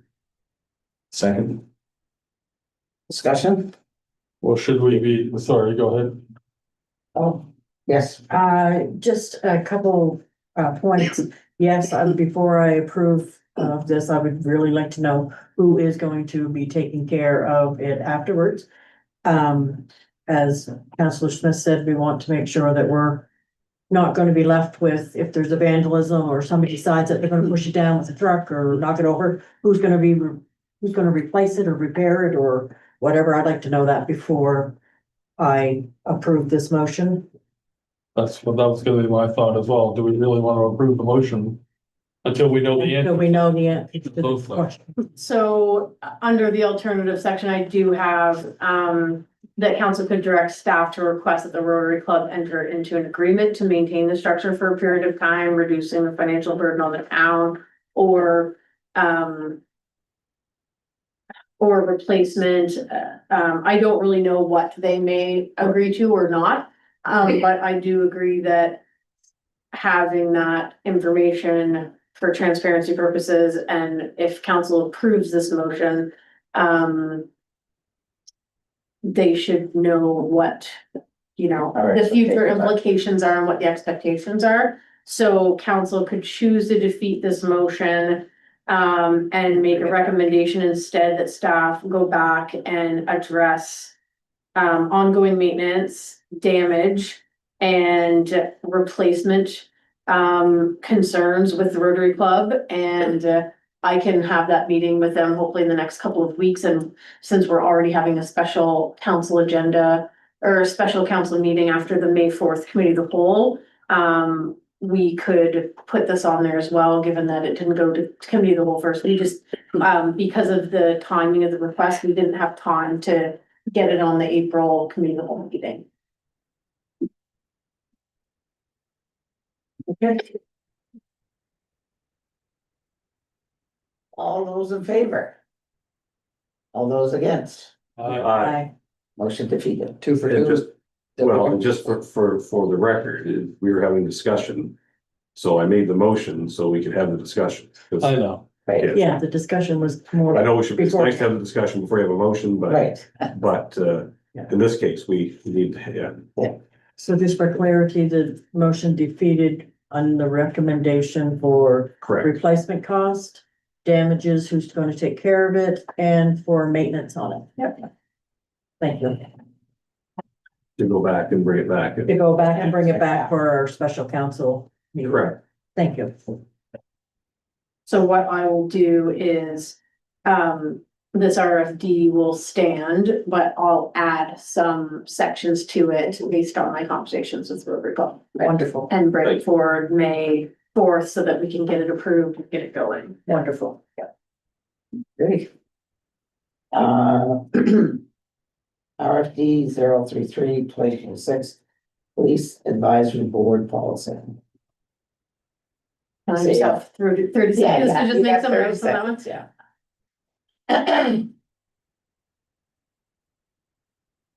So what are you gonna be for Star Wars today? I'm not, I haven't, Star Wars was. You'd be Leah. I don't Well, she is care on the for new Star website. Wars. Dal's got a Jedi costume for I don't. Witty? We, in honor of, were you part of us? No, No, just listen. No, when we had the 100th anniversary, were you on council with us at that time? no. Cause we all dressed up in olden time clothes. Period costume. Period costumes. Both for the parade and, no, but we did it for a council session as well, but we certainly did it for I the think you may parade. have, But I saw you on the Star screen. Wars. so- Yeah, Yes. yeah, we all had the old black hats and the, Oh, really? oh yeah, we did. Nice. We all went down to that costume place down there and got the, except for Darren, he couldn't find a You know, hat have to costumes. Big fit hit. his head. Whoops, I'm sorry, I didn't mean that. I said it over. Sorry, council. Sorry. Sorry, Councilor Boats. Are we back? I'm ready, yes. Are you sorry. ready? Yeah. So. That's all we get into. So I did notify council, last week or the week before that staff are gonna be bringing forward this policy. For the police advisory board, we do have, a policy for every other committee, that that is a committee of council, such as the planning advisory committee, the audit committee, the community center fire hall committee. Every committee. Yes, every committee. This one is a little bit different though, I will say, because it's a board. And it's a board that is required to be established in accordance with the Police Act. And there are certain rules and legislative requirements in place outlined in the Police Act, that we have to follow. But as we have found with certain areas, there are certain things that are not specified in the Police Act and are left a little bit open to interpretation. So having a policy can clarify what our Town of Middleton Police Advisory Board requirements are going to be. And in addition, so this has been something that's been on my list since January, when most of us attended the Police Advisory Board training that was put on at the old O. I took quite a few notes at that training session, and the biggest takeaway for notes that I took was that the Police Advisory Board can establish policing priorities for the RCMP for the community in the town of Middleton. But we don't have a policy that sort of outlines how that is done, and that it should be reported on, like that progress on those priorities should be reported back to the Police Advisory Board. So I've created a policy. I did look at a few other municipal units policies that actually do have policies in place already. There was some feedback that we got from counselors around criminal records checks that I put certain things into this policy regarding that. I made some, I guess, assessments or judgments on, like, for example, it says citizen members must be a resident of the town of Middleton, be at least 18 years of age, and not be an employee of the town. If council doesn't like that I've put in there, that's fine. Like, this policy, again, doesn't have to be approved tonight. If council wants significant changes to it, we could bring it back. at the May 4th special council meeting, but I did write it with the goal in mind of clarifying responsibility and recruitment and how citizens get appointed, eligibility requirements, and we have created a new application form for the police advisory board as well as you have seen. So that was done also as a result of the police advisory board training that we took in January. So I won't go through the policy, you guys have it. It is obviously a draft and it's a brand new policy, but if there's any, I'll say, significant changes that council wants to the policy, we will have to make them and bring it back May 4th. I move council approve the police advisory board policy as presented. Second. Discussion? Yes, Councilor Smith. Section 2.2.1. The language around this clear criminal record check requirement is more restrictive than what the Police Act states. And I think we should discuss that. There's plenty of implications to this that I don't think is fair, given that someone may have done something 25 years ago in their youth and it's still being held against them to serve on this particular board by blanket statement. And I think the Police Act allows for consideration in circumstances for a reason, but we're not giving that same consideration. I'm just curious as to why. Because I think that, so that's my recommendations. Council certainly doesn't have to agree with it. But I think that you're correct. The Police Act does give council the ability to appoint somebody that doesn't have a clear criminal records check based on their own judgment if they believe that they can fulfill the duties of being a board member. I think the wording says it's something like that. However, I think that doesn't give staff much guidance when we're making recommendations on who council should appoint. And then I think that can get a little, well, why did you approve this one but not this one? What was your reasoning? And I don't think we should be having those discussions, in an open forum. So that's something we probably would have to go in camera about, which we certainly can. So yes, at the end of the day, council can decide to take that out if you want, but we are going to have to figure out a process still for guidelines on, because otherwise it's being left to interpretation and someone might perceive that you approved one person's but not someone else's and why, and some of those reasons might be clear to some people, but I think it just muddies the water a little bit, and it would make things clear to just say it's just gotta be that's my recommendation based on what I think is practically reasonable from a execution point of view. Councilor Barton. So the criminal act covers a lot of things. From, everything from, petty crime to murder. It's a large document with large space. Now, I'm of an opinion that people have an opportunity for things like, pardons, all that kind of stuff. The other, though, to play the other side of the coin, is that there are different organizations out there. And I'll use, say, an organization that you have to volunteer, and I'll use myself as an example. Big Brothers. I have to go in, I have to get a criminal record search done. In the Big Brothers organization, some things that if my criminal record search had come back with something that had no involvement with children, so you have no crimes against children, then it would allow you to still be, and I think the legal term is called crimes of moral turpitude. But that being said, how do we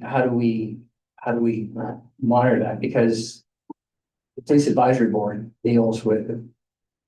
Maybe deals with is the wrong word, but we hear a lot of, things about a great variety of crimes that the town is, they get to hear it too, through the police advisory board, through the quarterly reports from the RCMP. And even though there are other organizations that do it, I don't know if that's something we want to monitor. I don't know if that's something we want to say, okay, because this crime happened in 1985, should we let that person on the board? The other I'll say, and I'll just say it as a point of interest, your criminal record search is only good for the day that it's taken.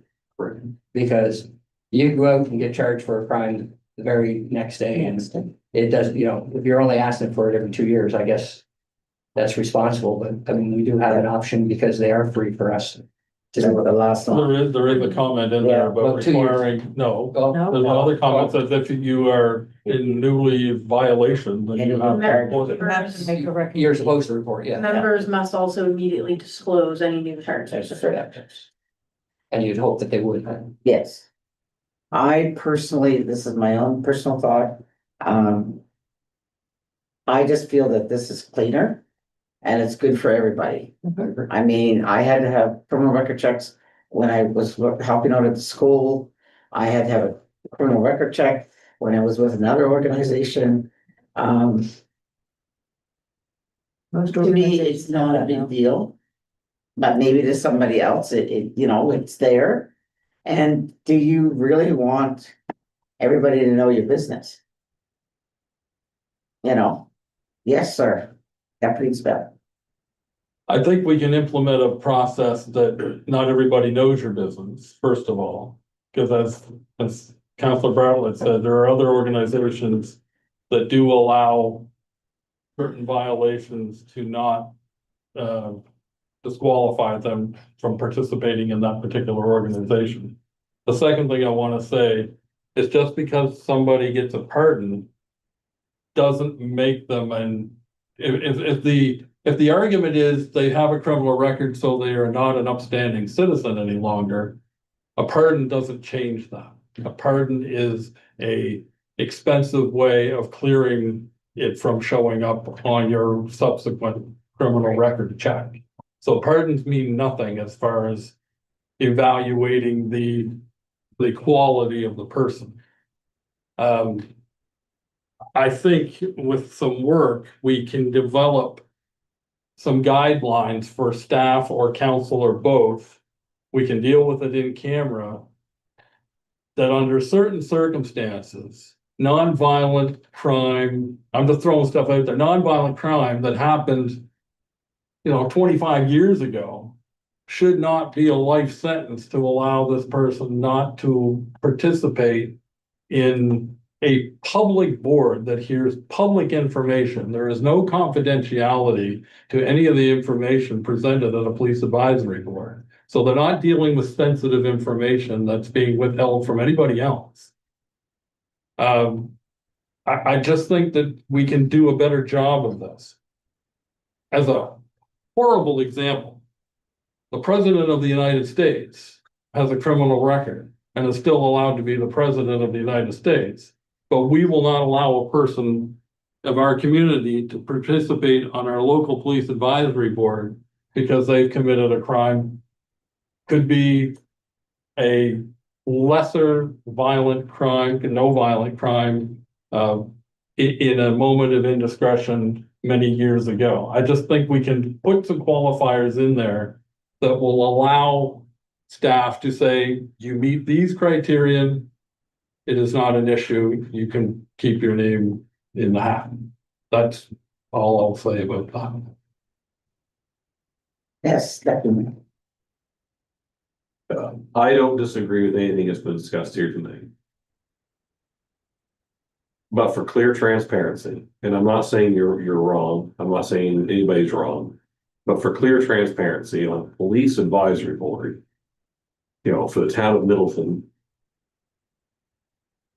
I have to kind of side with, a clear criminal record check. Because the police advisory board. And for complete transparency, how are we, if for somehow, I talk about putting in specifics, but suddenly, you know, applicant A, we feel that's not a, with some guidelines and some markers, but somebody else might interpret that differently as to this happened to this person.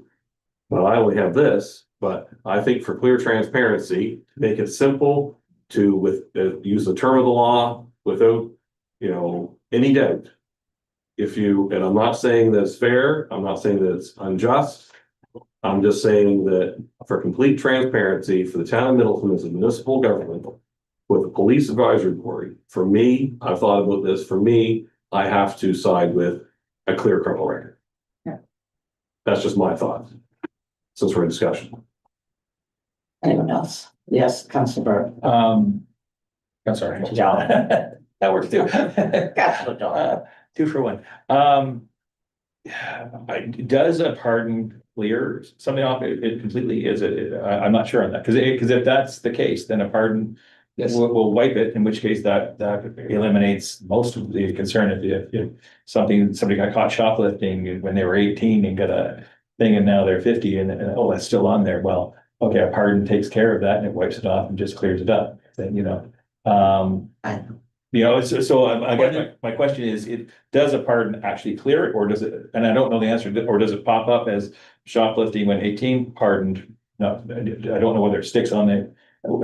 If you're pardoned, does it give you a clear thing or not? I guess it's my question. I don't know, but just based on some of the questions that council is asking now, I think that if we ended up getting into a discussion as to whether to allow something or not, there's gonna be a lot of questions, a lot of considerations. And to protect, I guess, council and staff's decision on who to allow on the committee and not, or the board and not, I guess I put this forward because I think it's very clear. Yeah. Like what you have to have, and then it doesn't leave it open to interpretation and there's no subjectivity to it. And that's the word I was looking for when I was trying to explain it before. Yeah. Like, it would be very subjective at Right. council's discretion, and that would leave you open to criticism from potentially the public or applicants or whoever that, well, why did you approve this person but not this person? And I think for everybody's, in the best interest of everybody, for transparency and for it to be clear and straightforward, that is why I put this forward. I don't discount what you said, No, but but I just know, like, somebody will say, well, how come he's on your police advisory board? Did you know he did this when he was such and such an age? You know, like, this is just concise. And we're discussing this now. So you can imagine, what's the list gonna look like of, well, if you did this, you can come. Oh, no, you can't be on the board if you have this. This would be ongoing. Yes, Councilor Schmidt. So just to be clear, you can be mayor of this town with a criminal record, but you can't be on the police advisory board. The order of importance is totally incorrect in that evaluation. Because I think that the mayor is a hell of a lot more important to this town than a member of the police advisory board.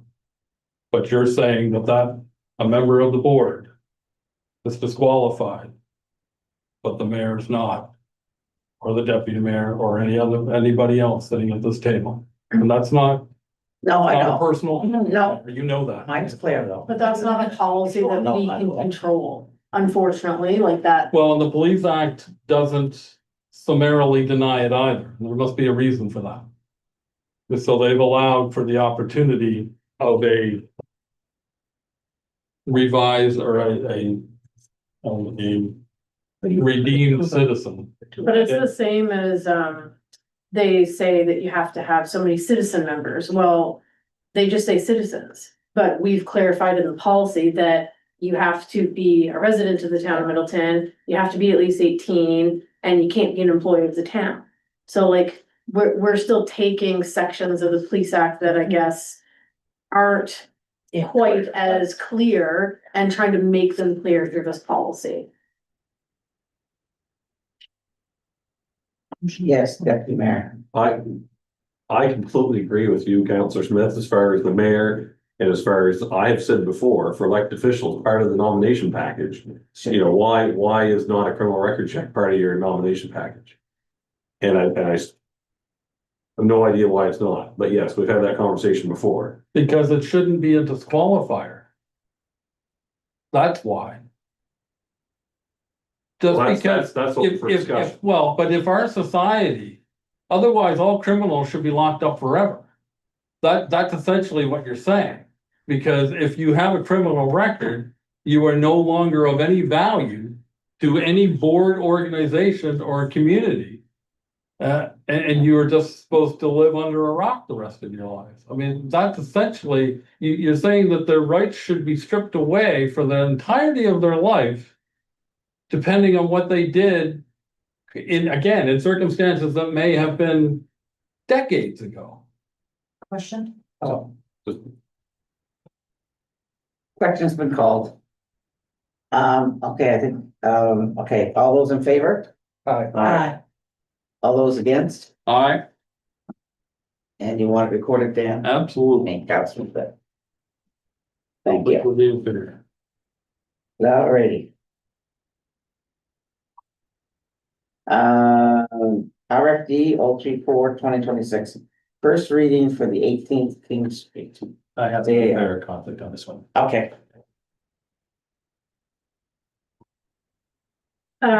Thank you, Mayor. So there are a couple different motions with respect to this first reading for King Street. So as I noted to council when I sent the package out, there's a couple documents here that are quite long.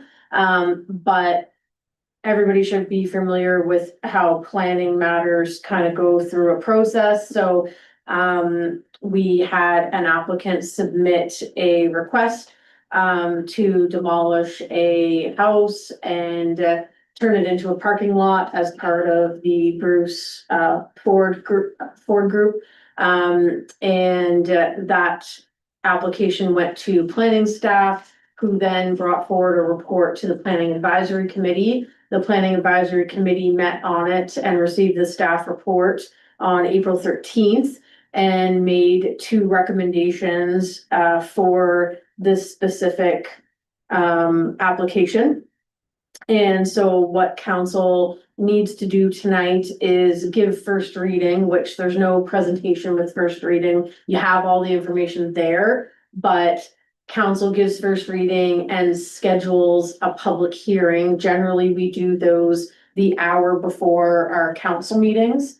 And I think the intent, it's not written in the motions here, but I think the intent was to hold second reading before our May council meeting, which is May 19th. If council is agreeable to that. So what we're looking for tonight is that council make the first reading motions, set a public hearing date. That will give the public the opportunity to come and voice their concerns to council. The Planning Advisory Committee has already had a public hearing themselves and has heard concerns from the public, of which are all in the report. But this gives the public another chance to come before council and communicate any concerns that they have that they want council to consider. I did attach the April 13th meeting minutes from the Planning Advisory Committee meeting because the committee members collectively had some concerns that they wanted council to consider, and they're on the last page of the April 13th report. So again, where we're at is council just needs to give first reading, set the date for the public hearing and second reading. And if council, for some reason, just as a reminder, if council for some reason was not happy with what they heard at the public hearing and wanted staff to go back and do more work, then when we get into the council meeting, that motion could be made instead of giving the second reading, which second reading essentially approves the motions and amendments that are proposed with this application. So there's 2 there. The first one is to approve the proposed amendment or give first reading to the proposed amendments to the municipal planning strategy and land use bylaw to redesignate and rezone 18 King Street from residential to residential mixed use. And then the second motion associated with this one is for council to give initial consideration to the draft development agreement for 18 King Street to permit an accessory parking lot associated with the adjacent Bruce Auto Group dealership. And both motions require that council schedule a public hearing.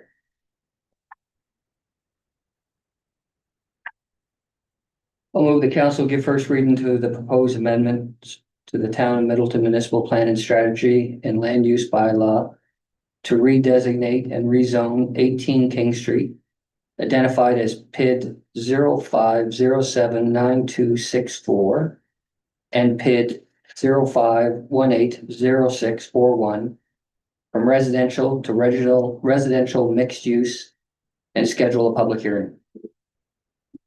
One second. Discussion. I just have a question. This Yes. does not pass anything, right? If we go through that. Yeah.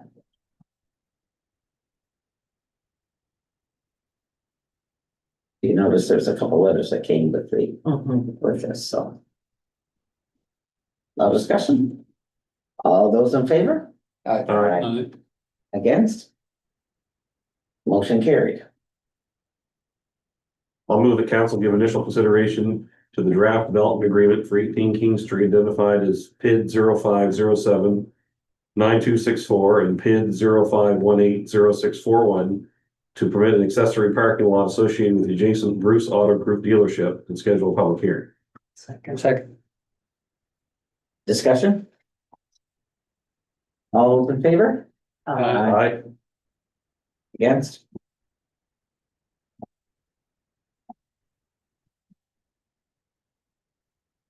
Yes. We still have one more thing. And can we, as council, okay, letting the minutes reflect that the public hearing can be scheduled an hour before the council meeting on May 19th? Is that As long adequate? as the Is that council adequate meeting is time? not 6 o'clock. That was the intention, yes. We could do that council meeting at 7 and do the public hearing at 6. Sounds good. That's okay. Mhm. Is that okay with everybody? That works. That'd be good. Okay. Alrighty. RFD 035-2026, the first reading for the McGee Drive amendments. CEO. So similarly, we have another application that came in for council to consider group dwellings on McGee Drive. So the McGee Drive property was one of the property opportunity notice PIDs that the province owned that took applications for, and a group was successful in being awarded that property to create some housing development. So we have to do first reading as well. So this application went through a very similar process to the prior one. So the application went through to staff. Presented it initially to the Planning Advisory Committee. The Planning Advisory Committee held a public hearing on it and then met again on April 13th. And the Planning Advisory Committee is recommending that council give first reading to the proposed amendments to the town's municipal planning strategy and land use bylaw to enable council to consider group dwellings within the residential designation by development agreement, and direct staff to proceed with the required public hearing process. I'm not sure if a public hearing will be ready for May 19th, but if it is, we could do them at the same time, and I think that was the intention, was to do this piece of it at the same time, but to consider the actual development agreement, that's not ready yet. So the other one, there's amendments that have to happen to the municipal planning strategy and land use bylaw, and there's a development agreement already drafted for council to consider. For this one, the development agreement is not yet ready, but staff want to move forward with the proposed amendments to the municipal planning strategy and land use bylaw, because we can't do that development agreement until council enables group dwellings in the residential designation zone by development agreement, if that makes sense. So I think the intention for this one was to also go to the May 19th council meeting for a public hearing. So if that's not the case, I'll get back to council and let you know, but I believe that was the intention with this one as well. You may want to be mindful that the discussion or the public participation in the other issue Yes. Yes. may be lengthy. Yeah, that's correct. I'm expecting it to be lengthy, so piling on anything else that night may be a challenge. Yeah, and it might be that we do this one first, if it's, I won't say simpler, but, a little bit less controversial. But I will speak to our planners and see what they advise, given that we probably will have, a public here for the other one. Yeah, for sure. We will. Just a quick question. That being said, do we want to have a plan in place in case that meeting runs over? So that everybody can speak and so we have to start at 7:30 or 8. Yeah. Yeah, just Yeah, the council meeting will just, have to get kicked. Yeah, just we'll have to just follow not kicked, but yeah. but at some point, the public hearing process has to end. Yeah, but it might, like as Councillor Smith indicated, it's likely to be a big turnover. So Yeah. And should we plan for? Should we plan for Over there? instead? We could do 5:30, and yes, we may want to plan for the fire hall, so we will have Sarah reach out to the fire department and see if fire hall's available, because And that's May 4th, right? Oh, well, that would make. because I think the last time, because when The when the place- planning advisory committee had their public hearing, this room was full packed. So, We brought every chair from yeah, every place. so maybe there we was. will make plans to have a fire hall, and we'll sort out between now and then if we're Yeah. just gonna stay over there and do our council meeting over there or come back here. Yeah. Now we're just gonna look silly in our Star Wars uniforms in a public hearing. So see, you may have to The old rethink, phrase, Princess. That's for rethink. July council. May the fourth. Yeah, but May 19th. Oh, that's May 19th. Okay, we're still good for we're still good for I'm coming. hospital May 4th. Yeah, May that's May, 19th. no, No, that's the. May 19th for the public hearing. May, My apologies. It'll all come out the calendar. That's all right. Yeah, May the 4th is committee of the whole. We're holding a special council meeting afterwards to Right. discuss the communication strategy. Perfect. That's all on me. I'm And sorry that's about it, I that. think. You want a motion there, Mayor? Council give first reading to the proposed amendments to the Town of Middleton Municipal Planning Strategy and the Land Use Bylaw to enable council to consider grouped dwellings within the residential designation by development agreement and direct staff to proceed with the required public hearing process. discussion? All those in favor? Aye. All those against?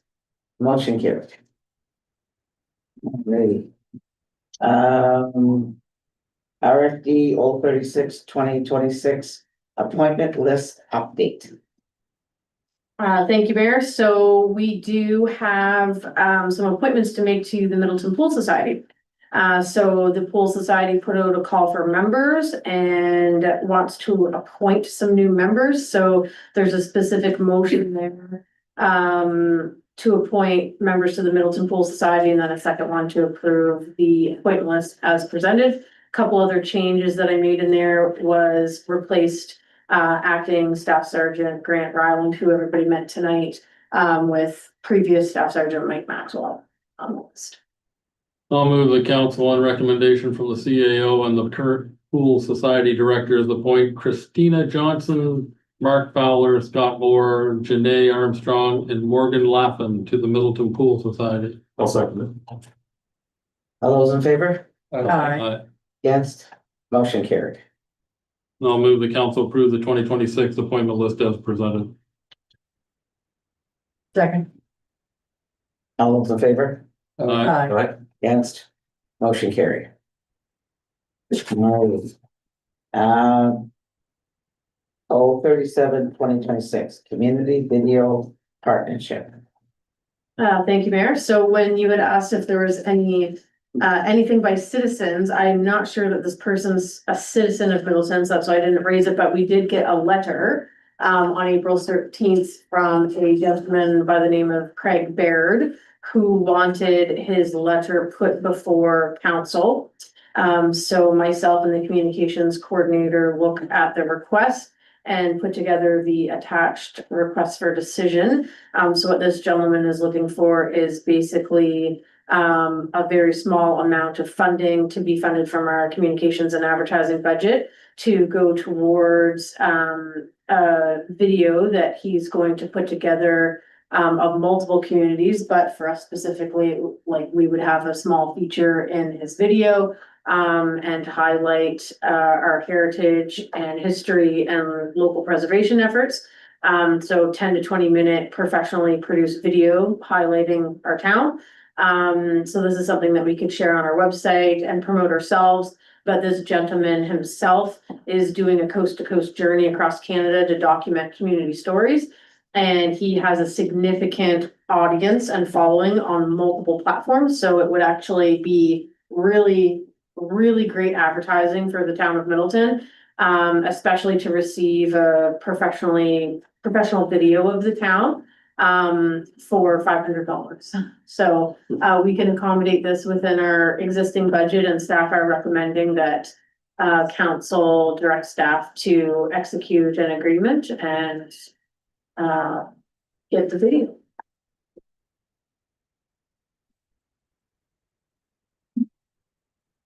I move council approve the partnership with Canadian History EHX for the production of a community feature video and authorize the CAO to execute the necessary agreement on behalf of the town at a total cost of $500 to be funded from the communications advertising budget, with $250 payable upon engagement and $250 upon delivery of the final product. Discussion. Second. Oh, sorry. Also, Oh, okay. Now discussion. so Yes. I'm gonna assume that we've checked out this guy's site and stuff and it's legit and all that other stuff. Yeah, okay, I just wanted to get that out there. Councilor Thank Smith. you. In your presentation, CAO, did you say this is a standalone video featuring Middleton, or is it a piece of a larger video about Nova Scotia or Canada? I think he's documenting his journey, so he's doing multiple videos as he goes through communities. So it'd be nice to clarify if we can have the Middleton piece. We can, I think So that's, that we can reference it on our website and all of those types of things, and not have to make everybody watch a hour and a half documentary about all Yeah. across Canada. that's my understanding from his letter, but based on council's direction tonight, I'll reach out to him Yeah. and clarify that. I mean, I don't mind Before being we in, sign I don't anything. care if we're in a bigger video, but if we can have the standalone piece, that would go gangbusters for having a link on our website Yeah. to say, here's the Middleton, sorry. the No, Middleton that's all right. part.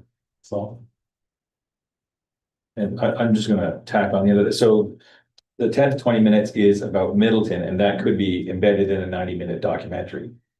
Possibly, but And that's fine, like it's kind of specific. I just don't, I don't want us to be a 5-second clip in a 20-minute, YouTube video. That's yeah, no, his letter said 10 to 20 minutes. perfect, yeah.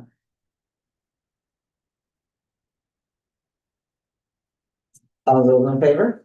Aye. All those against? Motion carried. Alrighty. Section 6 is, the management report, the fire department, Valley Wind, Valley Regional Services, planning advisory, and my report. Did you see anything that needed further discussion on, or? Just. I couldn't think if there's anything, it's all there, black and white.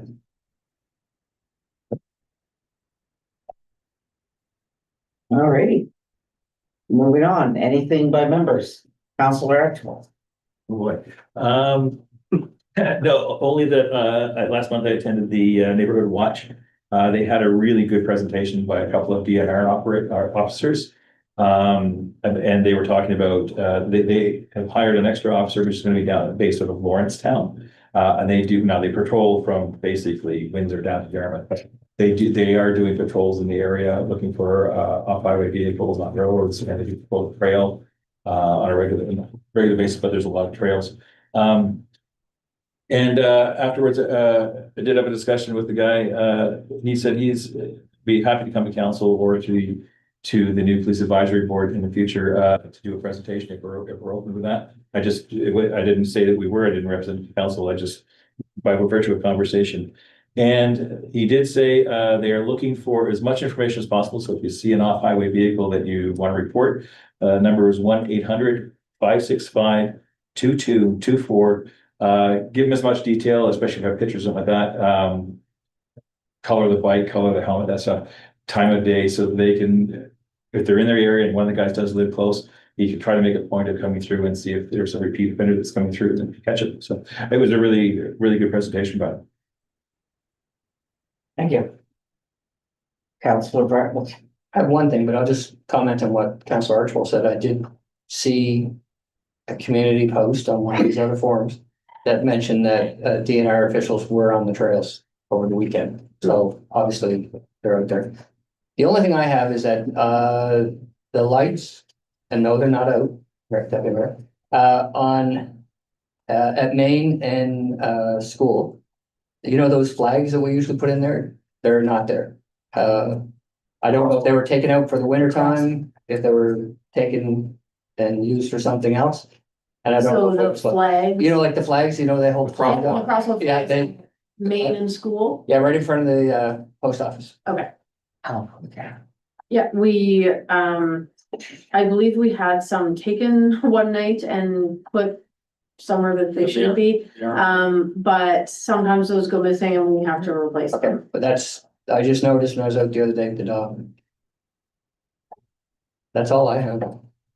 Councillor Smith.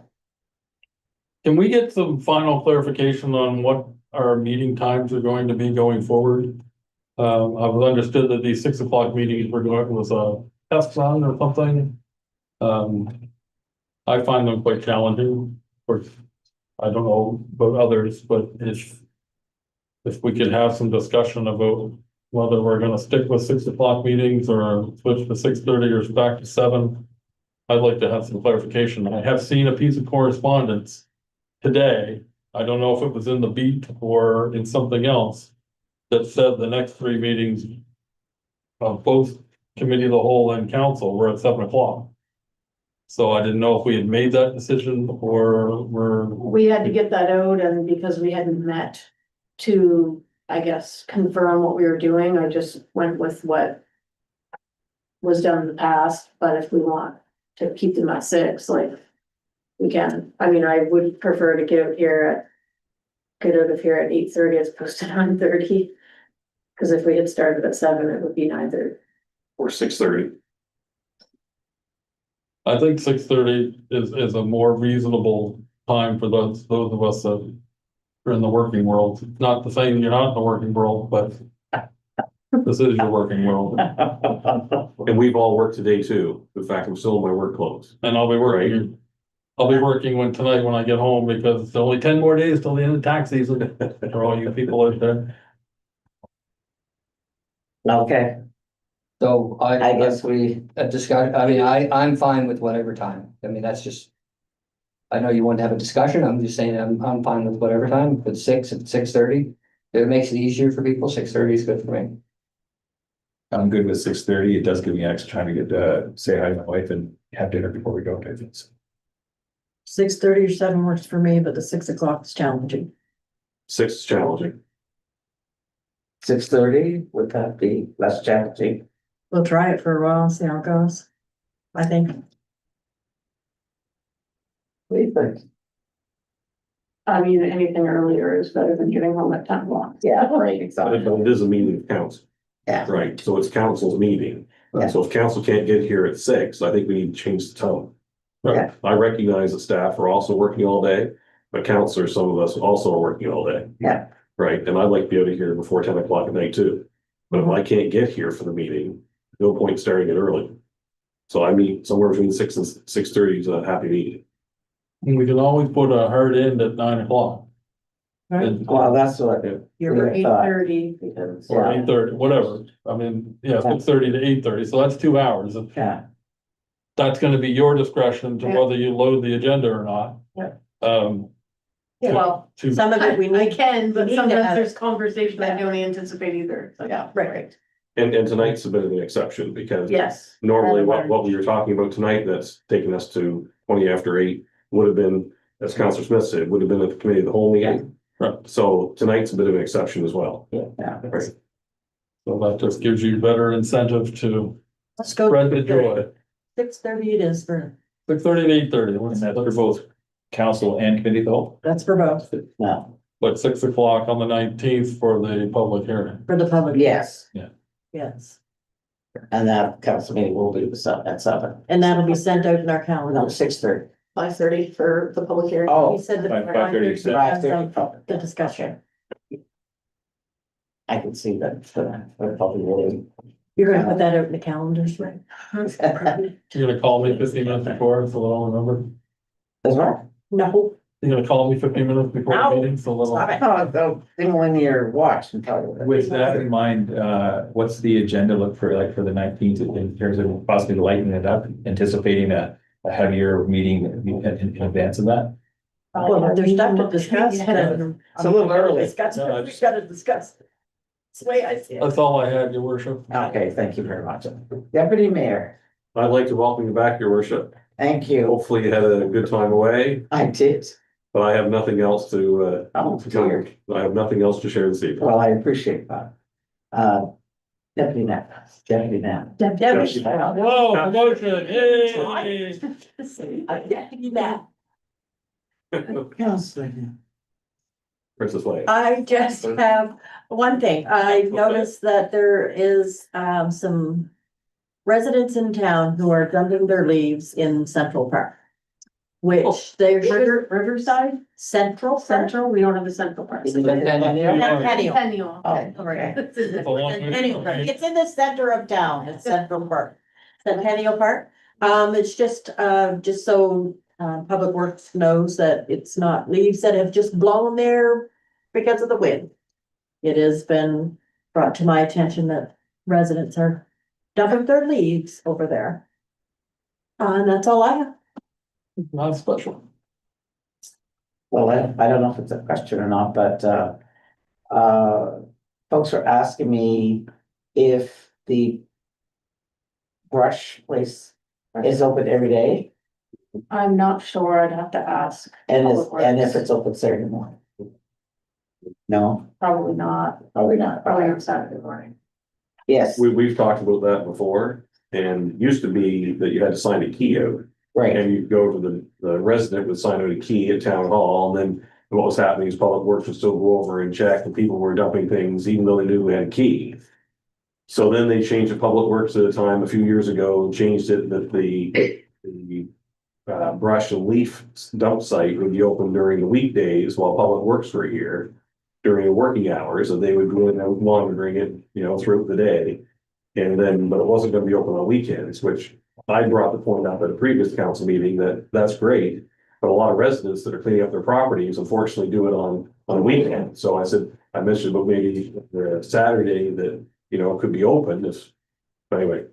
But there is a day coming up on the Saturday, I forget what day it March is. 2nd, or May 2nd. May 2nd, that there is a cleanup, like I know, and so they are opening it up. That Oh, day. okay. But that's a one-off thing as far as I know. And if I'm wrong, I would welcome it to be open more often. Yeah. Especially for someone that has leaves and would like to get them, I Instead of have putting it that, in Centennial Park. instead of putting this town over. right, I have a Also- bunch of leaves I'd like to get rid of too, so is there any way that the person who is on call on the Saturdays? Just for the spring, like either the month of April or just for the month of May? The person who is on call on the Saturday or that comes in and checks the water pumps and stuff could open it from 8 o'clock to 12 o'clock. they're only in here for 2 hours and it takes them 2 hours to do all the checks. So if we open it at 10 o'clock or 8 o'clock, whatever time they come in, leave it for the 2 hours. When they're done their checks, they go and they lock the gate. I'd have to ask Public Works that question. It's just, I mean, for 1 month, if you do it in April or May, whichever. I just know I would love to be able to go and dump my leaves on a Saturday that I have off. Well, I know, I think Kingston, I'm not sure. I'm pretty sure it's Kingston that has like 1 or 2 days in spring and fall. That I think their trucks go around and pick up, you know, the leaves and all that. Or Public Works wants to come pick up my leaves, so I'd be happy. Yeah, that's right, I'd like that too. So this I was, used to years ago. this was a side discussion at our last planning advisory meeting. And we were informed that they had opened the brush dump a couple of Saturdays in March, April. And there ended up being 2 TVs and 3 toilets, or maybe the vice versa, delivered there over those short periods of time. So I think Public Works is not excited about No, leaving it unattended open for long periods of time, because we're getting that kind of I agree. response. So, and you know, the few make it better for the rest, you know. exactly. And you have no control, so if it's open, people go in, they do it, that's it, you know, you don't know who to blame or whatever. And that's not what it's for, so. Great. Anyway. I have nothing, I'm back. I'll see everybody tomorrow, Tuesday, I'll be in my office if you wanna come and have a visit. So this concludes our live streaming of today's council meeting. Our next meeting will be committee of the whole meeting on Monday, May 4th, 2026. The agenda pack should be posted on the town's website on Friday, May 1st. And if you have any questions, comments, concerns, or ideas that you would like to have addressed during anything by citizens part of the agenda, please submit them to ea@town.middleton.ns.ca by noon on Monday, May 4th, 2026. And thank you for watching.